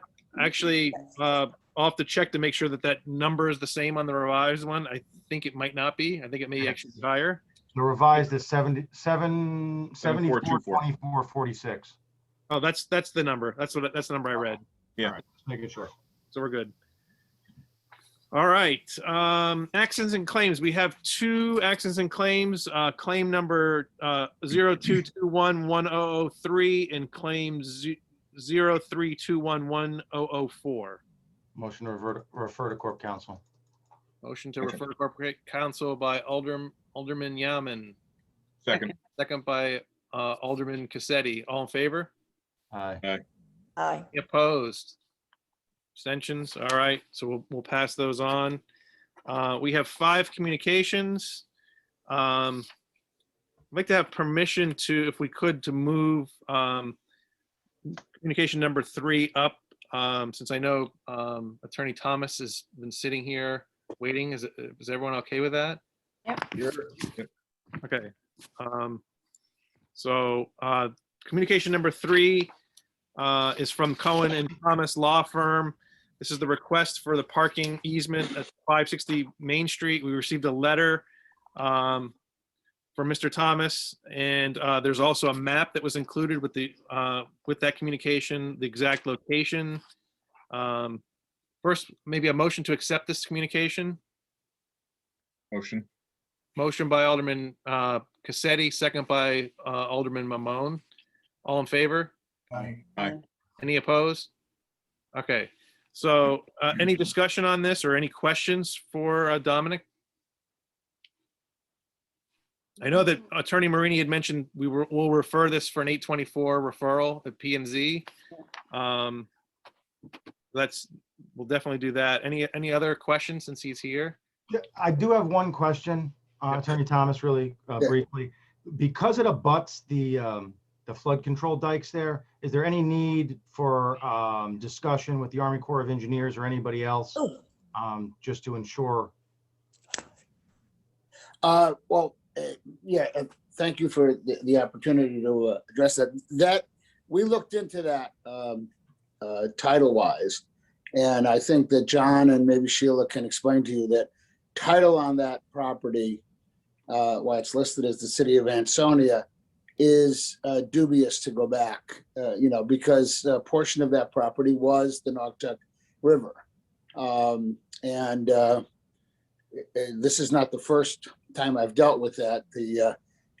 I'm involved in the Derby project in the old Derby Commerce Park, where I had to explain to the committees that in 1951, that was the Naugatuck River. And now it's changed. So title is very difficult. We did not uncover any of the easements like we did, for instance, in the Derby Commerce Park. There were Army Corps easements there. There are no Army Corps easements that we discovered on this side with respect to it. One of the reasons I do want to explain why I asked for a parking license, and just very briefly, the owners of 540 are the owners of 560. There's the same principles involved. And 540 has had a difficult time being developed because of the lack of parking. So they went out and they purchased pre-COVID, they purchased 560. And there is a single dentist tenant in there. And they did it to combine the two properties to allow the development of 540 with the parking. Initial proposals, I do, and I'll admit that I'm normally on what you call the dark side or the developer side. And I usually challenge planning and zoning commissions all the time that I question them to see whether or not they're on the take from asphalt plants, given the amount of parking that exists that has never seen a car over it. But you do have parking requirements. This will help us comply with the parking requirements. and allow us to go forward with a development proposal that the client's working on that would involve a restaurant, a brew pub, excuse me, whatever you want to call it, party area, you know, an area Banquet. for events, banquet area, and then potentially some retailer office in the 540 building, and also then to assist in the development of the 560 building. The reason I asked for a license over it relates somewhat to Attorney Alman's comment also, in that there is some issues with title, although I think it's pretty solid when you look at I think it's the sewer pump station or something, or one of the flood control things that's down there. But in order to emphasize in the license agreement, my client is taking a risk because it gives, I submitted a draft license agreement that was actually based in part very much on the license agreement that the Boys and Girls Club has with the Board of Ed for parking across the street from the Ansonia Boys and Girls Club. And I based it on that for this reason. The city, in my opinion, needs the flexibility to pull it back were something to come up. I also, if you read the papers, well, there aren't any papers. If you're online, you'll note what happened to, as I refer to him affectionately, the big guy in Shelton, when Mayor Loretti sold a portion of a property for parking, and then all of a sudden needed it back this year. So it's really, I'm looking at it from the perspective that the town may need the flexibility. The triangular piece gives us a sufficient number of spaces to approach planning and zoning for the parking, and also gives us the flexibility to become creative with 560, which, like I said, is down to a single dentist. So I think that we're hoping, my client's hoping that he can spur more development now on the south end of Main Street and continue the development forward on that. So, but I'm here to, it's just in the infant stages. I realize it has to go for an 824. It has to go to your council. I submitted a draft license agreement that we could form, that would form the basis of the discussion. But I just wanted to impress that the license agreement is to give the city of Ansonia more flexibility in case they ever did have to take some of the land back. Thank you. Any other questions for Dominic, since he's here? I've got one, Josh. Sure. Mr. Thomas, I did a quick drive-by eyeball on the property, and it looked like it's already occupied the vehicles, probably from Road Ready or somebody like that. Is that in truth, or did I just No. get to it? We have a little bit of an issue, my client does, with Road Ready. That is part of the problem, is the narrowness of 540. So the property, the parking of Road Ready, there's a little issue as to where the boundary is. In the back of the building, Road Ready has been, hopefully they've resolved it. They were parking on 540's property because it's a relatively unique piece of property that over the years ended off with some of the property going, I think, to the Healy's way back when, and that created some problems. And part of it was because of the tenants, you had the on-street parking. I mean, if you, those of us that go back far enough will remember the market, the great little breakfast place, that were there. They relied on the street parking, but obviously, if you're going to go beyond something like that, more. But no, the Road Ready cars are not on the property, and that's what causes the problem with 540. That's why they need to incorporate with 560. Just to give you a little tip, one of the things, if we get this parking, the area that is parking for 540 can be turned into a great outdoor patio, which are becoming very popular things, as I will be before Derby ZBA tomorrow night to work on the Dewdrops outdoor patio. Thank you. Thanks. All right, so we already discussed previously, we'll send this for an 824 referral to Planning and Zoning, and I would further direct Corporation Counsel to look over that draft that you've sent and clarify that. Is it possible to vote in favor of it pending an 824 referral? Yeah, that's where I was going. Motion. I was gonna say, if you guys are okay, I would say if the 824 comes back positive, it seems like it's sort of dependent on this agreement to sort of streamline it. So maybe we can preemptively approve, assuming that it's gonna get a positive 824. I'll second. I heard somebody motion it. I think it was Charlie, so I'll second Charlie. Motion by Alderman Stowe, second by Alderman Mamone. All in favor? Aye. Aye. Any opposed? Any opposed or abstain? All right, thank you. And thank you again, Dominic, for coming. Thank you very much. Appreciate it. Can I ask one question, Josh, on that? Yeah. Do we need to address, is there going to be a parking agreement that we're going to need to address anyway? That when it comes back in order to get that license? So that's the only other hiccup here, is that even with a positive 824, there's the parking issue, and I don't know if that's something that we're still going to have to vote on. I don't know if John wants to address that, or if that's. Yeah, I mean, I'm trying, so you could certainly give the mayor authorization to execute the agreements once they're drafted and finalized. Obviously, you don't have a parking license before you today. That will be an agreement, that will be a document.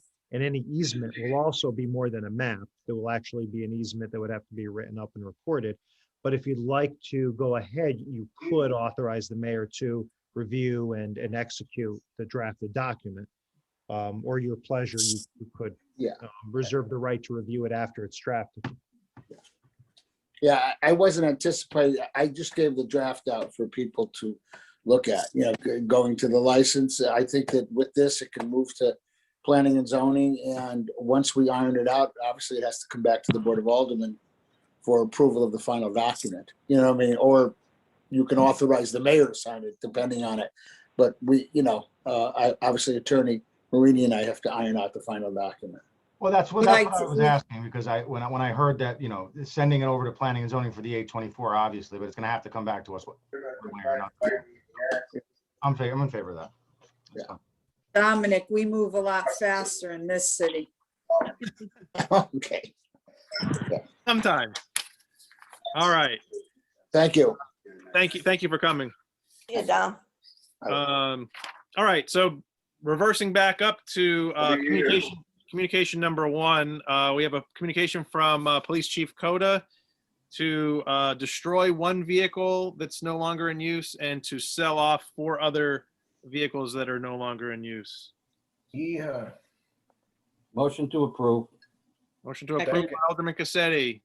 We a second? Second. Alderwoman Tar, all in favor? Aye. Any opposed? Abstention? All right, motion passes unanimously. Thank you, Chief. Communication number 2 is, that's a letter from me, but it also includes a letter from the Ansonia Fire Chiefs. Very briefly, the fire chiefs unanimously agreed to change the schedule by which they would take office, starting with the next term. And can we mute 4387? Actually, it's Charlie Revere. Can you mute him? There we go. All right. So this went to the Fire Commission, was unanimously approved and I checked in the charter and in the code of ordinances, and there's nothing in there regarding specific dates.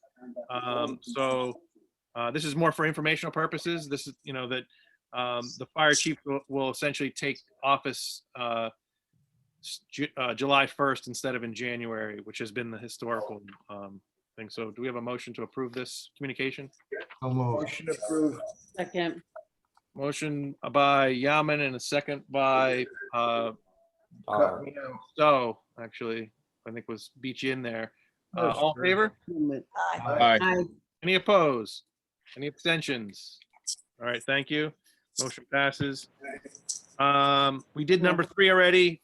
Communication number 4. So we had a lot of speakers in the public session regarding the Parks and Recreation. There's a letter from Chairman Kevin Rowley, and essentially asking for greater oversight of the Parks and Rec Board. First, can we have a motion to accept this communication? Motion. Motion by Alderman Stowe, second by Alderman Setti. All in favor? Aye. Any opposed? Yeah. All right. Any discussion on this from the Alderman? Opposed. Oh, one opposition, sorry. To opposition to accepting the communication? Oh, no, no. Yeah, we're just accepting it. Okay. All right. Now we can discuss the Alderman.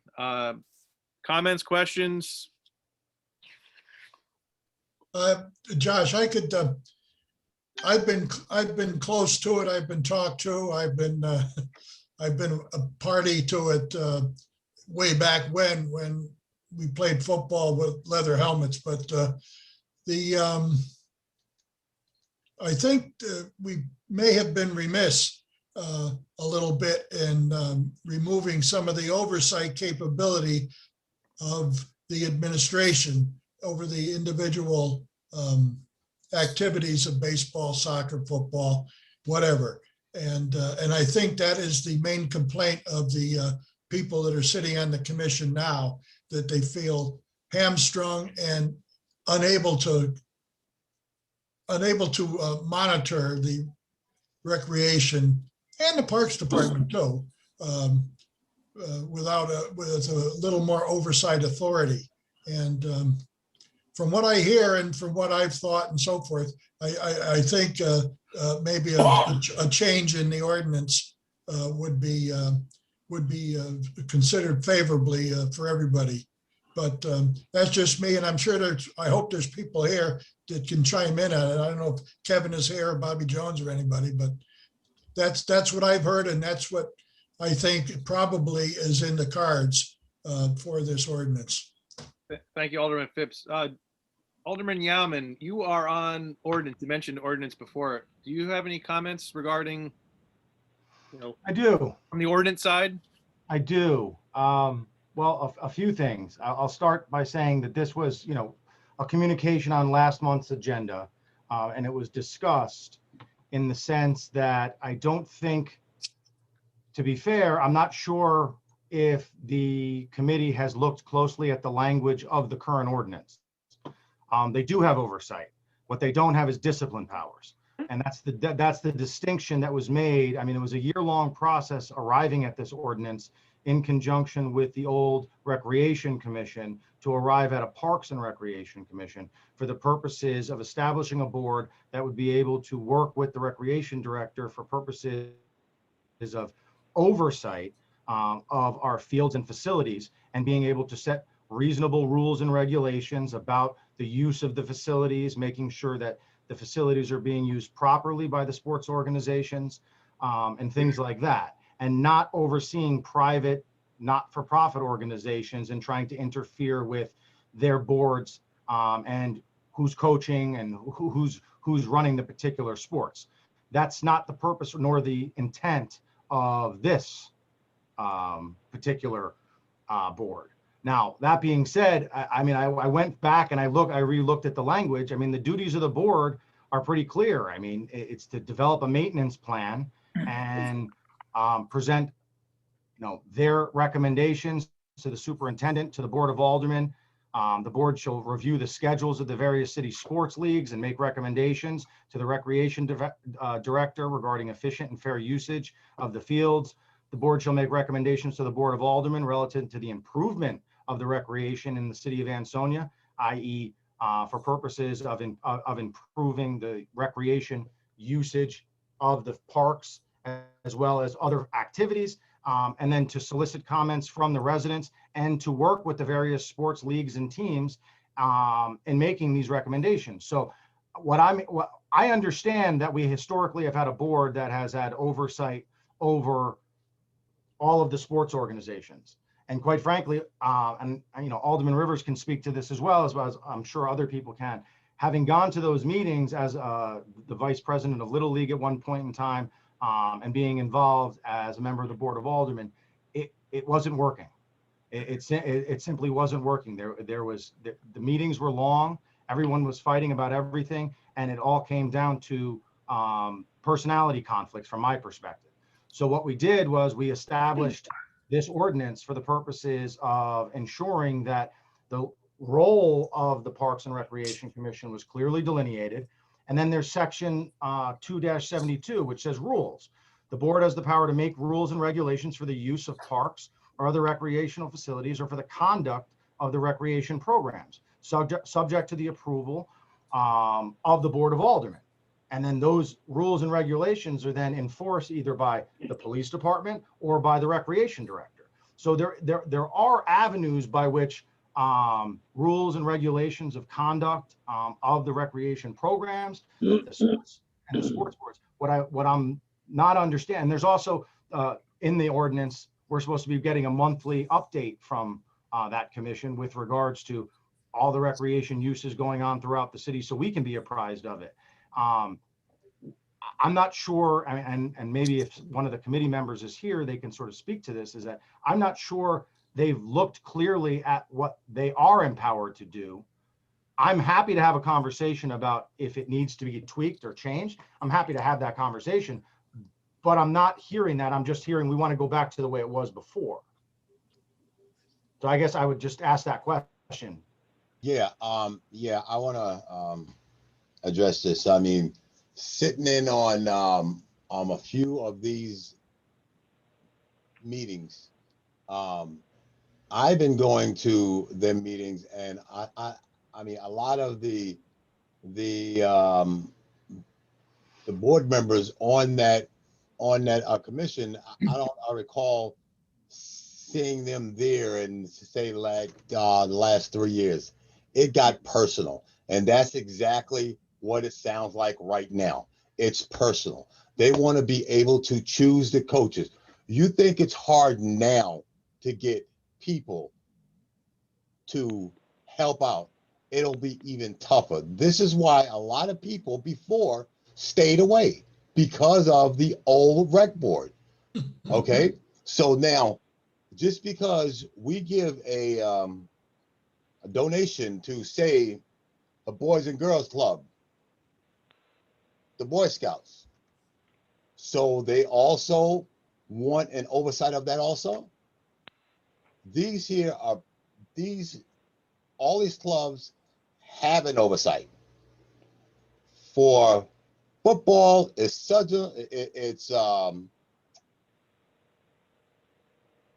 Southern, and then you go to regional. Okay, all of this is personal. Trust me on that. Chicago, can I stop for 1 sec? And I don't know anything about sports, so I am the most impartial person about this. I actually stated that to someone, and I said, and I explained it just the way you did, and I mentioned about going to the regional board for any issues that they may have. I was told that they were told that it was not the regional board. They had to come back to the city. That's where I think some confusion is, because they're going to the regional, but the regional's telling them, no, they need to come back to the city because the city has that responsibility. Okay. So can you clarify that? I don't know why that would be. Yeah. Okay. Doesn't make sense. Why they said that is because it's personal. It was personal. It had nothing to do with how the sport was being ran. It was personal, period. That's why things like that, they are not going to deal with. They cannot come down and say, you have to put this guy as a coach, or you have to take this, as long as them coaches pass their backgrounds and their rules, they're not going to get involved. Okay, so next question is, who then has the oversight to ensure that everyone is treated fairly? So yeah, it could be personal, but who has the oversight to ensure that there is nothing going on? There's nothing going on that's being discriminatory. There's everyone's being treated equally. So if I put this coach out, Alderman Stroman, then I Alderman think Stroman, that. Alderwoman Stroman is making an excellent point, right? Yeah. So Yeah.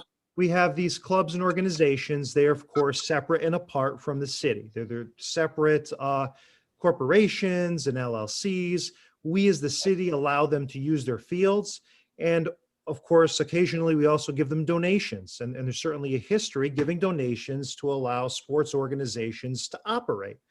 But the question is, how do we make sure there aren't abuses occurring on our fields? And though these organizations are separate and apart from the city, it's a valid question. What, if any, oversight do we have to make sure people are being treated fairly? So my first question as council, right, is does this organization, any organization that's being complained about, have a process to deal with complaints? Do they have a process to afford someone the ability to voice, a complaint of being treated improperly? And is there a resolution? Is there a system of resolution and due process within an organization? And my question is really, I guess, for, if a specific organization is being complained about, I think the city needs to know, do you have a way to deal with this? Because the city, certainly we can say, hey, if you do not, you cannot use our fields, because we want to ensure that there is a system of due process in place in any organization that's either taking money from the city or using the city fields. To go further than that, I'll say the points were made before, and I certainly agree. The city doesn't have the power to be changing the membership of an outside organization, to be trying to penalize specific members of organizations. What we do have, however, is very powerful, perhaps more powerful. We have the right to say you could use our fields or not. We have the right to say you can get a donation or not. And I think to make the argument simple, I would say, I believe an organization should provide us with proof that they have a system of checks and balances. That if someone is saying, hey, I'm not being treated fairly, that's not going to be ignored, that they have an ability to move that up the chain, that they could report that to a local organization, and that there's a parent organization on top of that that will hear it if they feel they're not being addressed. There does need to be due process in the city. The city is not going to stand by while people make allegations of being treated unfairly. We want to make sure that a process exists. And so my question is going to be to push back on the independent organizations. Do you have a process in place to ensure people's complaints are being heard and heard fairly? And again, while there is no direct oversight over the clubs and organizations, and honestly, as council, I don't think we should be taking the role of running them. You do ultimately, as the Board of Aldermen, have the upper hand, the use of the fields and facilities themselves. And certainly, I don't think it's an abuse of anything to say, look, show us that a complaint is going to be accorded due process, that an individual that complains is going to have it heard and resolved. And hey, they may not be happy. No, I mean, some people may not be happy with how a claim is resolved, but that's due process is giving them the ability to have it heard by an impartial board before they have to bring it to the next level. And of course, the state ultimately has that next level, bringing a discrimination action to say the CHRO or to the state. But I do want to make sure that these local groups can handle, especially in this day and age, right? We want to make sure that people aren't being mistreated. Anybody, kids, coaches, is there a process in place and is it being followed? And I think it's a fair point to also add, John, is that's exactly, some of the discussions that were had in the year-long process to get to this ordinance about what the Parks and Rec Commission would do in setting the rules and regulations for use of the fields. Certainly, a depository of those procedures and those regulations on how to file a complaint with a specific organization can be filed with the recreation director and be held for use and for the public and things like that. And I guess that's why I questioned at the beginning of this, is that have they truly looked at the ordinance and seen what it empowers them to do and the rules that they can actually set forth, so that they can create those processes and those funnels, so that when the public does come to them and says, hey, how do I do this? They know exactly how to direct them through the recreation director, through the specific not-for-profit organization to lodge the complaints and take action that way. Exactly. So if I could just add, at the last meeting, I guess one of the concerns was that they were unaware of some of the groups that were using the fields. And from what I'm hearing from you, Joe, is that they do, or they should be notified as to who is using the fields. And I guess that was one of the arguments that had come up, is that they were not aware of a group that had paid to use our fields. So I don't know what the procedure is for notification, but that board was saying last week that they had no idea that so-and-so was on their fields. And again, I'm coming into this just from the outside perspective, but that was a big complaint that they were all discussing, is that none of them had any idea that this group was coming on the field.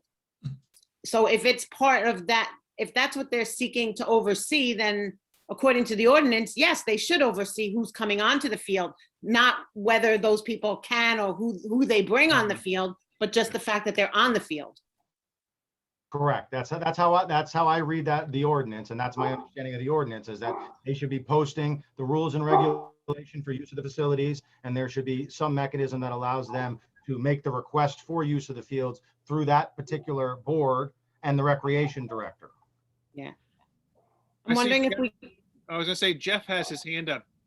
Jeff Coppola, Recreation Director. Do you want to speak? Yes, good evening. One thing I want to get to is, I know Chicago mentioned as far as with the rec board and how the process was done and everything. I would say they probably did as good as they could have, putting a lot of time in as volunteers. They were given a tough job, as you know. It's it's a tough job volunteering, trying to do this without policies and procedures. And that's why we did a lot of this, and we did some changes.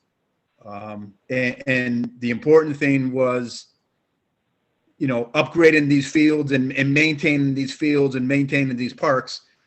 And like I said, at our last parks meeting, this happened 20 years ago, is when the city decided to go pay for play and get parent associations to run their programs, not the city. They have, they're all volunteers. They run their programs. We can have some oversight, but as Chicago said, I would hope, I don't think so. It was mentioned, but as far as picking coaches and picking the color of jerseys and all that, that's not going to happen. Any oversight, I think I talked to Joe a little bit today. Maybe the Parks Board, our board, has to get together and give the ordinance committee exactly what they're looking for as far as some kind of oversight. We do have oversight with the fields, so it's already in there. Maybe everyone on the board just has to look at that. And then if they have any more questions, or if they want to add to it, we just have to bring that to the ordinance committee and, go from there and then have it go in front of the aldermen to be voted on. As far as the board being confused about anybody using fields, as of right now, there are 0 people on the fields. That was a independent group that wanted to come in to use Nolan Field, and no one was using it yet, and they just wanted to know why they weren't privileged to the information and why they weren't going to be decided on it. And I think that's a moot point, because I believe that's being handled elsewhere, so it doesn't have. So it sounds like, Jeff, you're recommending brokering a meeting between yourself and the Parks and Rec Board and the Ordinance Committee. Is that the direction we want to go with this? Mr. President, Alderman Yaman did bring up, and I do tend to agree here, that there is some discretion about setting requirements already for use of the fields. Yep. And for example,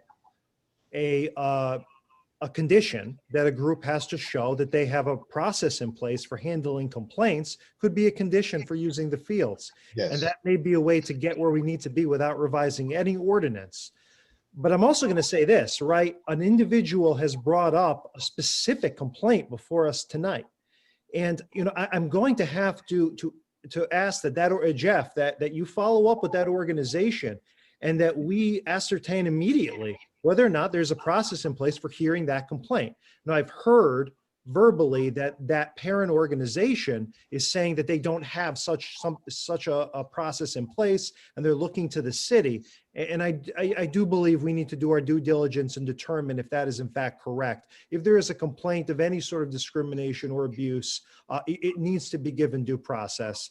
I would expect that the parent organization would have something in place. And if not, I'm going to have to speak with the parent organization and understand, because we can't have, we can't have a lack of resolution here. A specific complaint has been made.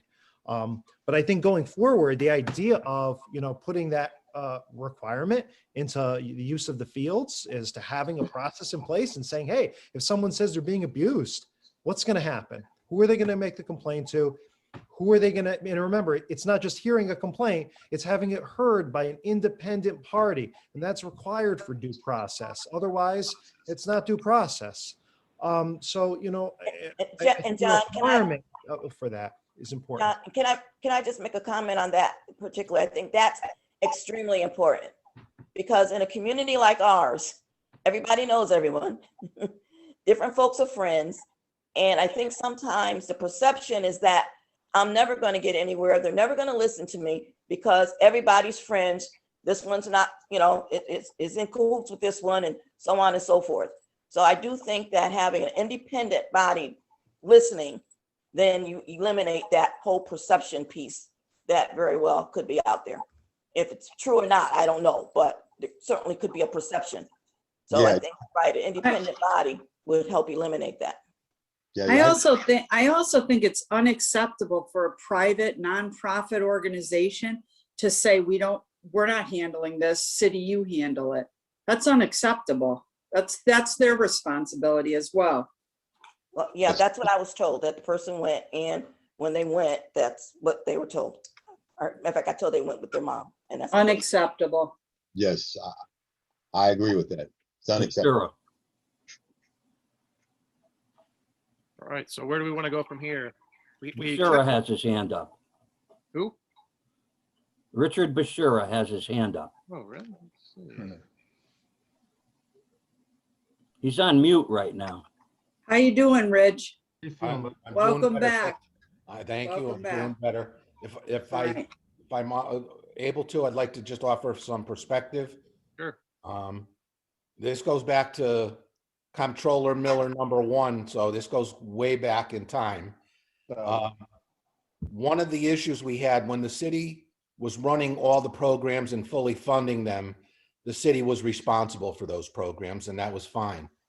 At the point in time when it started to go pay for play, and as that started to grow, the city ended up having one foot in two courts.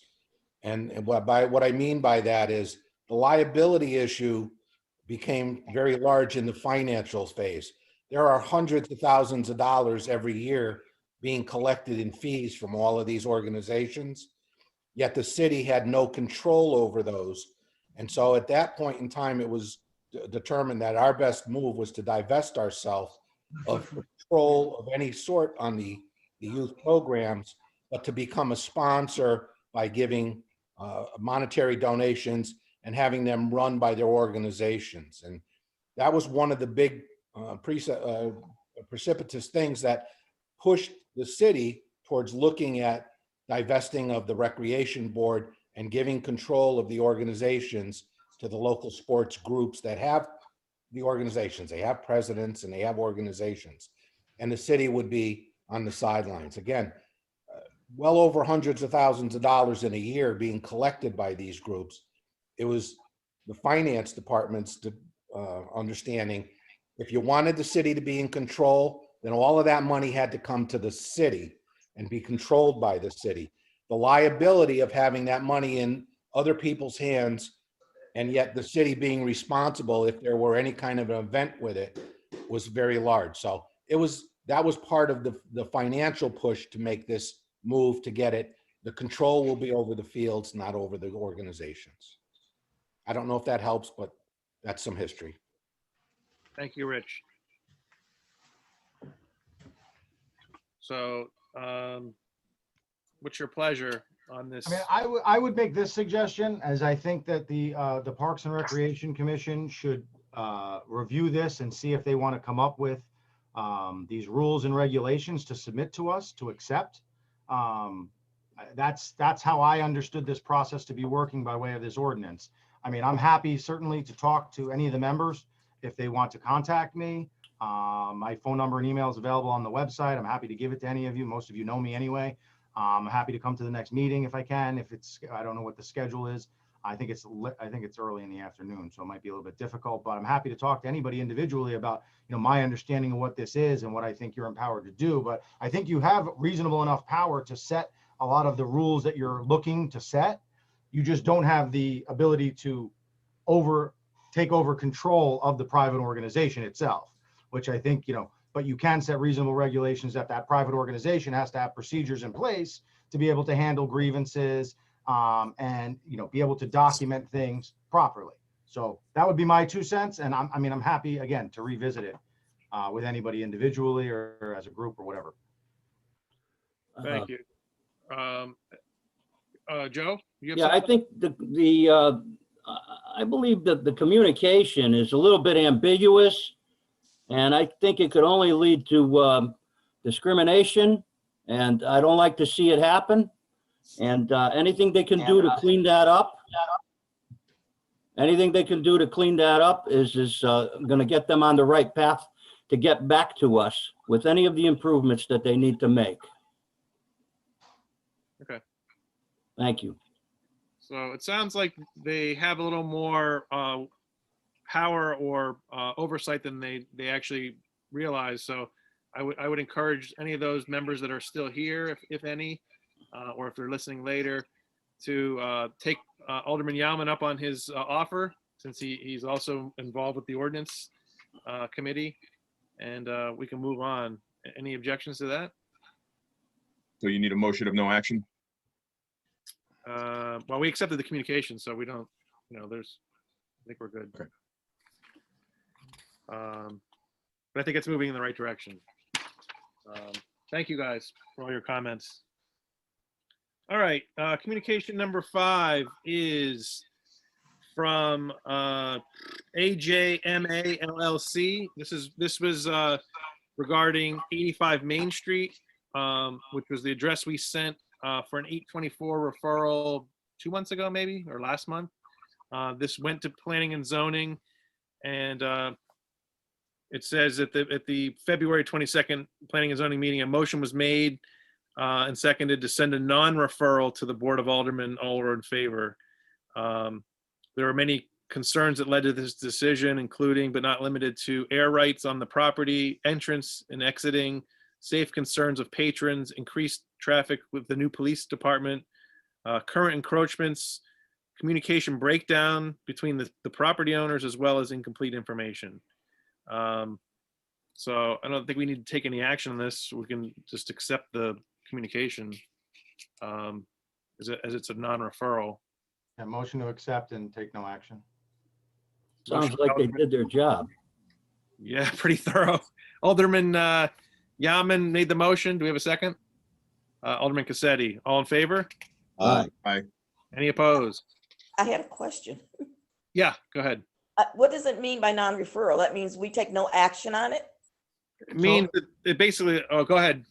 No, I was just going to say, an 824 is basically the state statute that requires planning and zoning to weigh in on anything that is city-owned property and a private person taking it, selling it, leasing it, anything like that. So when they send a non-positive back, it basically means they're not recommending action be taken. Okay. And I mean, we have the ability to overrule that by the statute with a supermajority vote. But I made the motion to go along with that, Diane. Okay. Thank you. Sure. Boogie.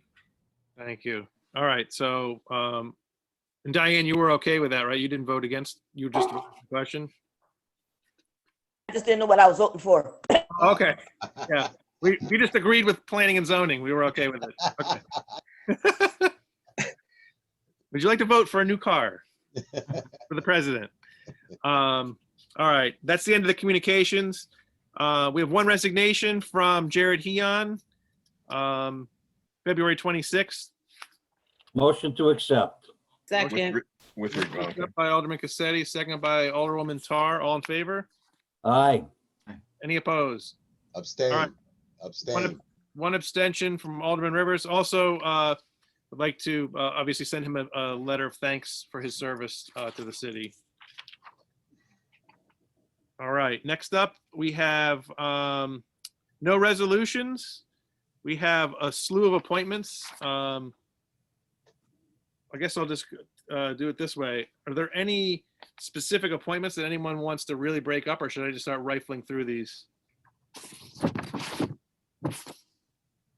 About 15 appointments. All right, here we go.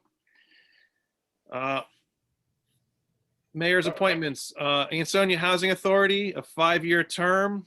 Lori Vaccaro of 515 Beaver Street. This is a reappointment that goes through 12/28/25. Motion to accept. Second. Motion by Cassetti, second Yaman. All in favor? Aye. Any opposed? All right. Board of Apportionment and Taxation, 3-year term. Brendan McTeague, 24 Castle Lane. This is also a reappointment. Motion to accept. Motion to accept by Cassetti, second by Stroman. All in favor? Aye. Any opposed? All right. Cultural Commission, 3-year term. Stephanie Musla of 81 Jackson Street. This is also a reappointment. So moved. Yaman, second by Second. Stroman. All in favor? Aye. Any opposed? All right. Economic Development Commission, these are 5-year terms, both reappointments. Lori Vaccaro, 515 Weaver Street, and Charlie Stowe, 23 Granite Terrace. Motion. Second. Motion by Rivers, second by Tar. All in favor? No, comment, please. Yeah, oh yeah. Yeah. Question. All right. Economic Development Commission. Now, this question has come up quite a bit lately, and these two people are being reappointed to a commission that in all intents and purposes, I don't believe exists. When's the last time they've had a meeting in this century? Because it's been quite a while, and we can see that the Economic Development Director has got one hell of a plate full of activities that she's maneuvering with. And I would think that the Economic Development Commission should have a more active role in helping and guiding our direction. But if you look back into the history, there's not a heck of a lot of meetings to read minutes on. So I'm wondering why we're reappointing people that don't go to meetings, because there are none. That's I went to a lot of them. I went to a lot of them. Well, maybe the thing is not so much of them being reappointing. Maybe the issue is that we need to ensure that the Economic Development Commission starts having meetings and start being active within within Ansonia. Because certainly you're right, because all they can do is help Sheila, what she's doing. You're right, she got a lot on her plate, and we got some big projects coming up. All right, so are we Big projects. voting in favor of this? All in favor of these two appointments? Aye. Aye. Any opposed? Any abstentions? I abstain. 2 abstentions, Stowe and Phipps. All right, moving on. Inland Wetlands Commission, these are 2-year terms. Edward Jones of 21 Kathy Lane. This is a replacement for Bettini. We had received his resignation a couple months ago. Daniel Bosks of 99 Jewett Street, which is a reappointment, and Timothy Holman of 15 4th Street, which is a reappointment. Motion to accept. Second. Motion to approve by Cassetti, second by Phipps. All in favor? Aye. Any opposed? Abstentions? All right. Planning and Zoning, 5-year terms. Timothy Holman of 15 4th Street, which is a reappointment, and Anthony Levinsky of 3 Hoinsky Way, and that is a replacement for Bettini, who also resigned that position a couple months ago, or last month maybe. Motion. to approve. Motion approved by Yaman, second by Mamone. All in favor? Aye. Any opposed? Abstentions? All right. Police Building Committee, Charlie Stowe, 23 Granite Terrace, and this is a replacement for Michael Marcinick, who resigned. Olson. Motion by Rivers, second by Yauman. Yauman. All in favor? Aye. Any opposed? Any abstentions? Abstain. Stowe abstained. Hey, this is Charlie's night here. These are most of these reappointments. Water Pollution Control Authority, 3-year term. Charlie Stowe, 23 Granite Terrace. Reappointment. Motion by Rivers, second by Stroman. All in favor? Aye. And opposed? No. One abstention. Stowe. Hey, can we put Charlie on anything else tonight? Thank you for. Economic, oh, he's already on there. All right. Thank you, Mr. Stowe, for your service. Yeah, thank you. Oh. All right. We have nothing for ordinance. Do we have any new business? Anyone want to bring anything up under new business? I do Yeah. have something. I have something. Go ahead. I have A something. Senate thing. I'd like to talk about the bust and Okay. its, Oh, and, yeah. What? and its placement in the aldermanic chambers. Mr. Gatson was the first black alderman to be appointed in Ansonia, and I think his bust deserves to be in the aldermanic chambers. Here. Man. Is that a motion, Alderman Cassetti? Yes. Do we have Second. a second on that? I'll second it. Second by Alderman Stroman. All in favor? Aye. Aye. Any opposed? Any abstaining? All right. Thank you. Any other new business? Yes, I have one other thing. Okay. I would like to make a motion to send a letter urging our state delegation to support SB 948. Second. Motion by Yauman, second by Stroman. All in favor? Aye. Aye. Any opposed? Any abstentions? All right, motion passes unanimously. And we will get that out. That was it 648, did you say? I thought it was 948. 948. I also support 648, whatever that is. You may not. Probably, actually, I probably don't support it at all. But, so, okay. Any other new business?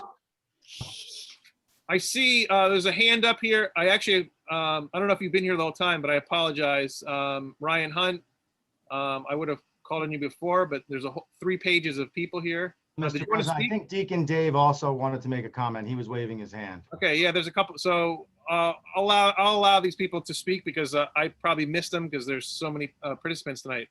If they want to speak, actually. Mr. Hunt, do you want to speak? Yes, thank you, Alderman Stewart. I apologize. I didn't hear the Arms Commission or the Arms Department get called on earlier. Just Yeah, wanted to take the That's opportunity. my fault. I'll take the blame No, on. no, it's fine.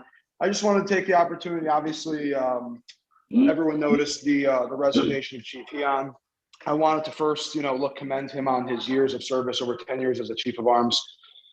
Very long tenure, and we want to extend our gratitude for his service. The next thing is I just wanted to ensure, the aldermen and the public that Arms is a very strong organization.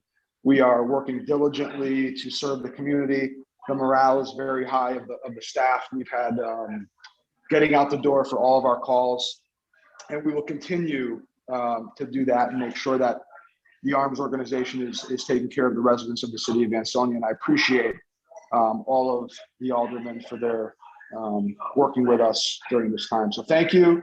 That's really it. We will continue to work hard for the citizens of Ansonia, and rest assured that regardless of the change in leadership within the department, we maintain and are stronger than ever. So thanks again. I appreciate the time. Thank you. Thank you for coming. Sorry I missed you. That I will take 100% of the blame on that. And we had one other one that I missed before. Reverend, is he still here? Yeah, Deacon. Or Deacon, I'm sorry. There was a Reverend here too, wasn't he? Yeah. Reverend Smith. Yeah, Reverend Smith was here at the beginning. All right, go ahead. If he wants to speak. Yeah, we can't hear you, Deacon. I think he has a problem with his audio. He's unmuted, it looks like. Yeah, yeah, He he is. is unmuted. No, we can't hear you. You got to turn it up. Maybe he does have to turn it up. His own personal. Yeah. You got to turn it up, Deacon. Turn it up. Turn your volume up. Turn your volume up. Volume up. I think what he was trying to say was that he was really happy to be here tonight, and the equipment's not cooperating. Yeah. Maybe if he disconnects and connects again. I don't know if he's got a bad connection or something. How about if he just uses a phone? Did I miss anyone else? I mean, I apologize. There were so many people on at the beginning that I was scrolling through, and I was trying to call on as I could, but I think I've caught everybody. He's calling in. Josh, he just held up his phone, so hold a sec. Okay. For Deacon Dave.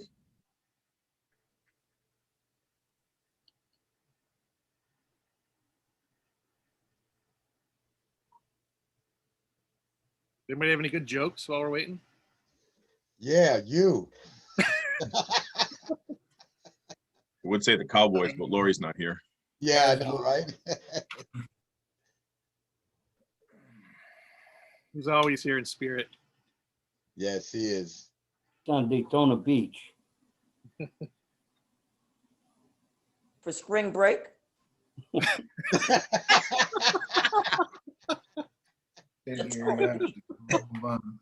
He's just a kid at heart. We all.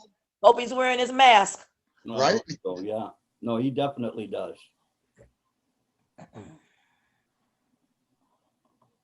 Is Deacon Dave playing with us, or is he actually come? All right. He's not on the phone and he's not able to connect. Yeah, he just said he's not able. I hate to say it, but I think Deacon Dave might be technically challenged. Tell him call you. He Tell can him. call you on your phone and you can put him on speakerphone. Who? Oh, Me? that's the. Hey, can you hear me? Yeah. Yeah, There we go. There you go. Carry on. I'm on my. Good evening, everyone. I just wanted to speak about the placement of the John W. Gettison Jr. bust. My family and I, we were hoping that you would see fit to place the bust in the front of Ansonia City Hall, next to Dr. King bust. My dad, in all his years of service to Ansonia and even the wider community, I think this would be a more fitting place for him. There would be more visibility, and for the people that he served would be able to view the bust, understanding that he was a man for all people in Ansonia and in the wider community. You know, whether it was being on the committee to elect Michael Dukakis as president of the United States in 1988, or whether it was driving the championship Chargers, driving a school bus, whether it was being a chief steward at Anaconda American Brass for 32 years, where he was able to help individuals get jobs, no matter what their color, race was. He was very instrumental in mentoring many people throughout Ansonia in the Valley. And he truly has a great legacy. And I think that he represents Ansonia well. And obviously, going to the March on Washington, his ideals that he lived up to and supported were neck and neck with what the ideals of Dr. King was.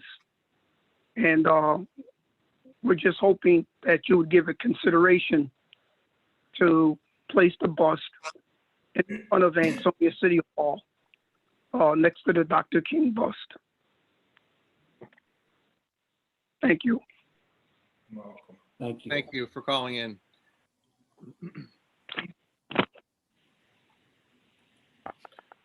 All right, so, I forgot where we were. Go into executive session. I think we have old business. Oh, no, we have old business. So is there any other new business? No. Okay, old business, Economic Development Director, Sheila O'Malley, Senior Center discussion. Hit it.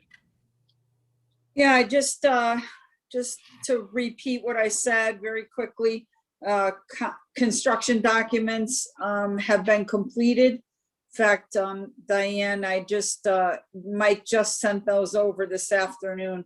I'll send them to you. There's a lot, it's a lot of material, about 40 pages of CDs and maps, etc. So I'm going to work with Corporation Counsel on getting those put out to bid this week, and we'll see how we do. It's 6,700 square feet, but with the hallways, it's almost 9,000 square feet. So we're not counting the hallways, but it's a large space. So we'll see. Hopefully, keep our fingers crossed. Get some good bids back. That's it. Good. Sheila, how long do we think that process will take with the bid? You know, we could put it out for a minimum of 2 weeks.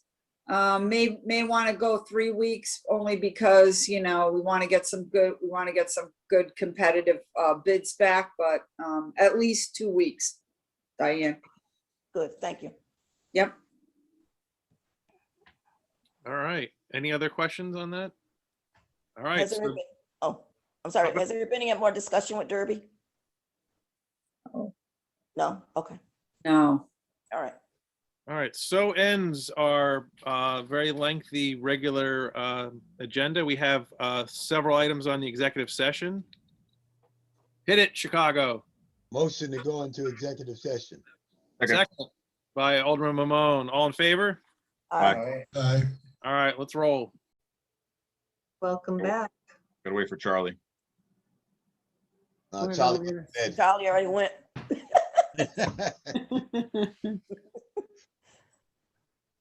Frank, Dan.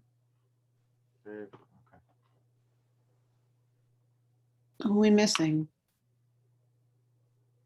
Charlie. Charlie's not there, but is that? Oh, there's Charlie. He's here. There he is. Motion to come out of executive session. Second. I get in, all right? Good. All in favor? Aye. All right, we had 7 items in executive session. I'll read these off in order. Item number 1, Ansonia Copper and Brass, potential land acquisition. Motion to authorize tax collector to bid on property. So Motion. Second. Motion by Stowe, second by Mamone. All in favor? Aye. Opposed?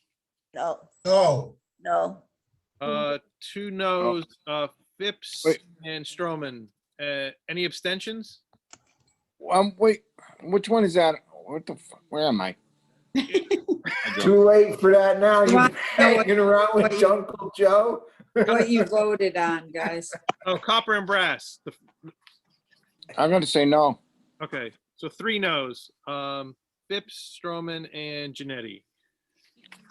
Number 2, Liz Nimmons versus Ansonia pending litigation. Motion to pay claim in full.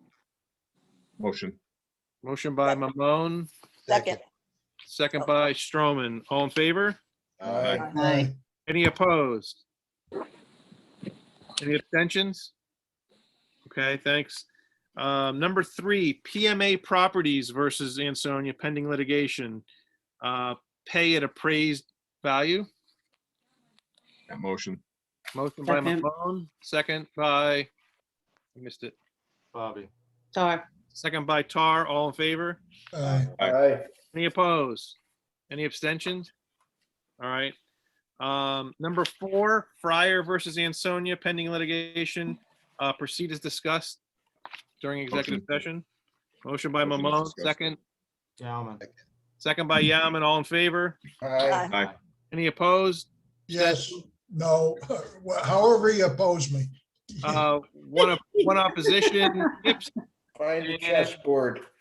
Any abstentions? Okay. Number 5, 19 Holly Drive, pending litigation.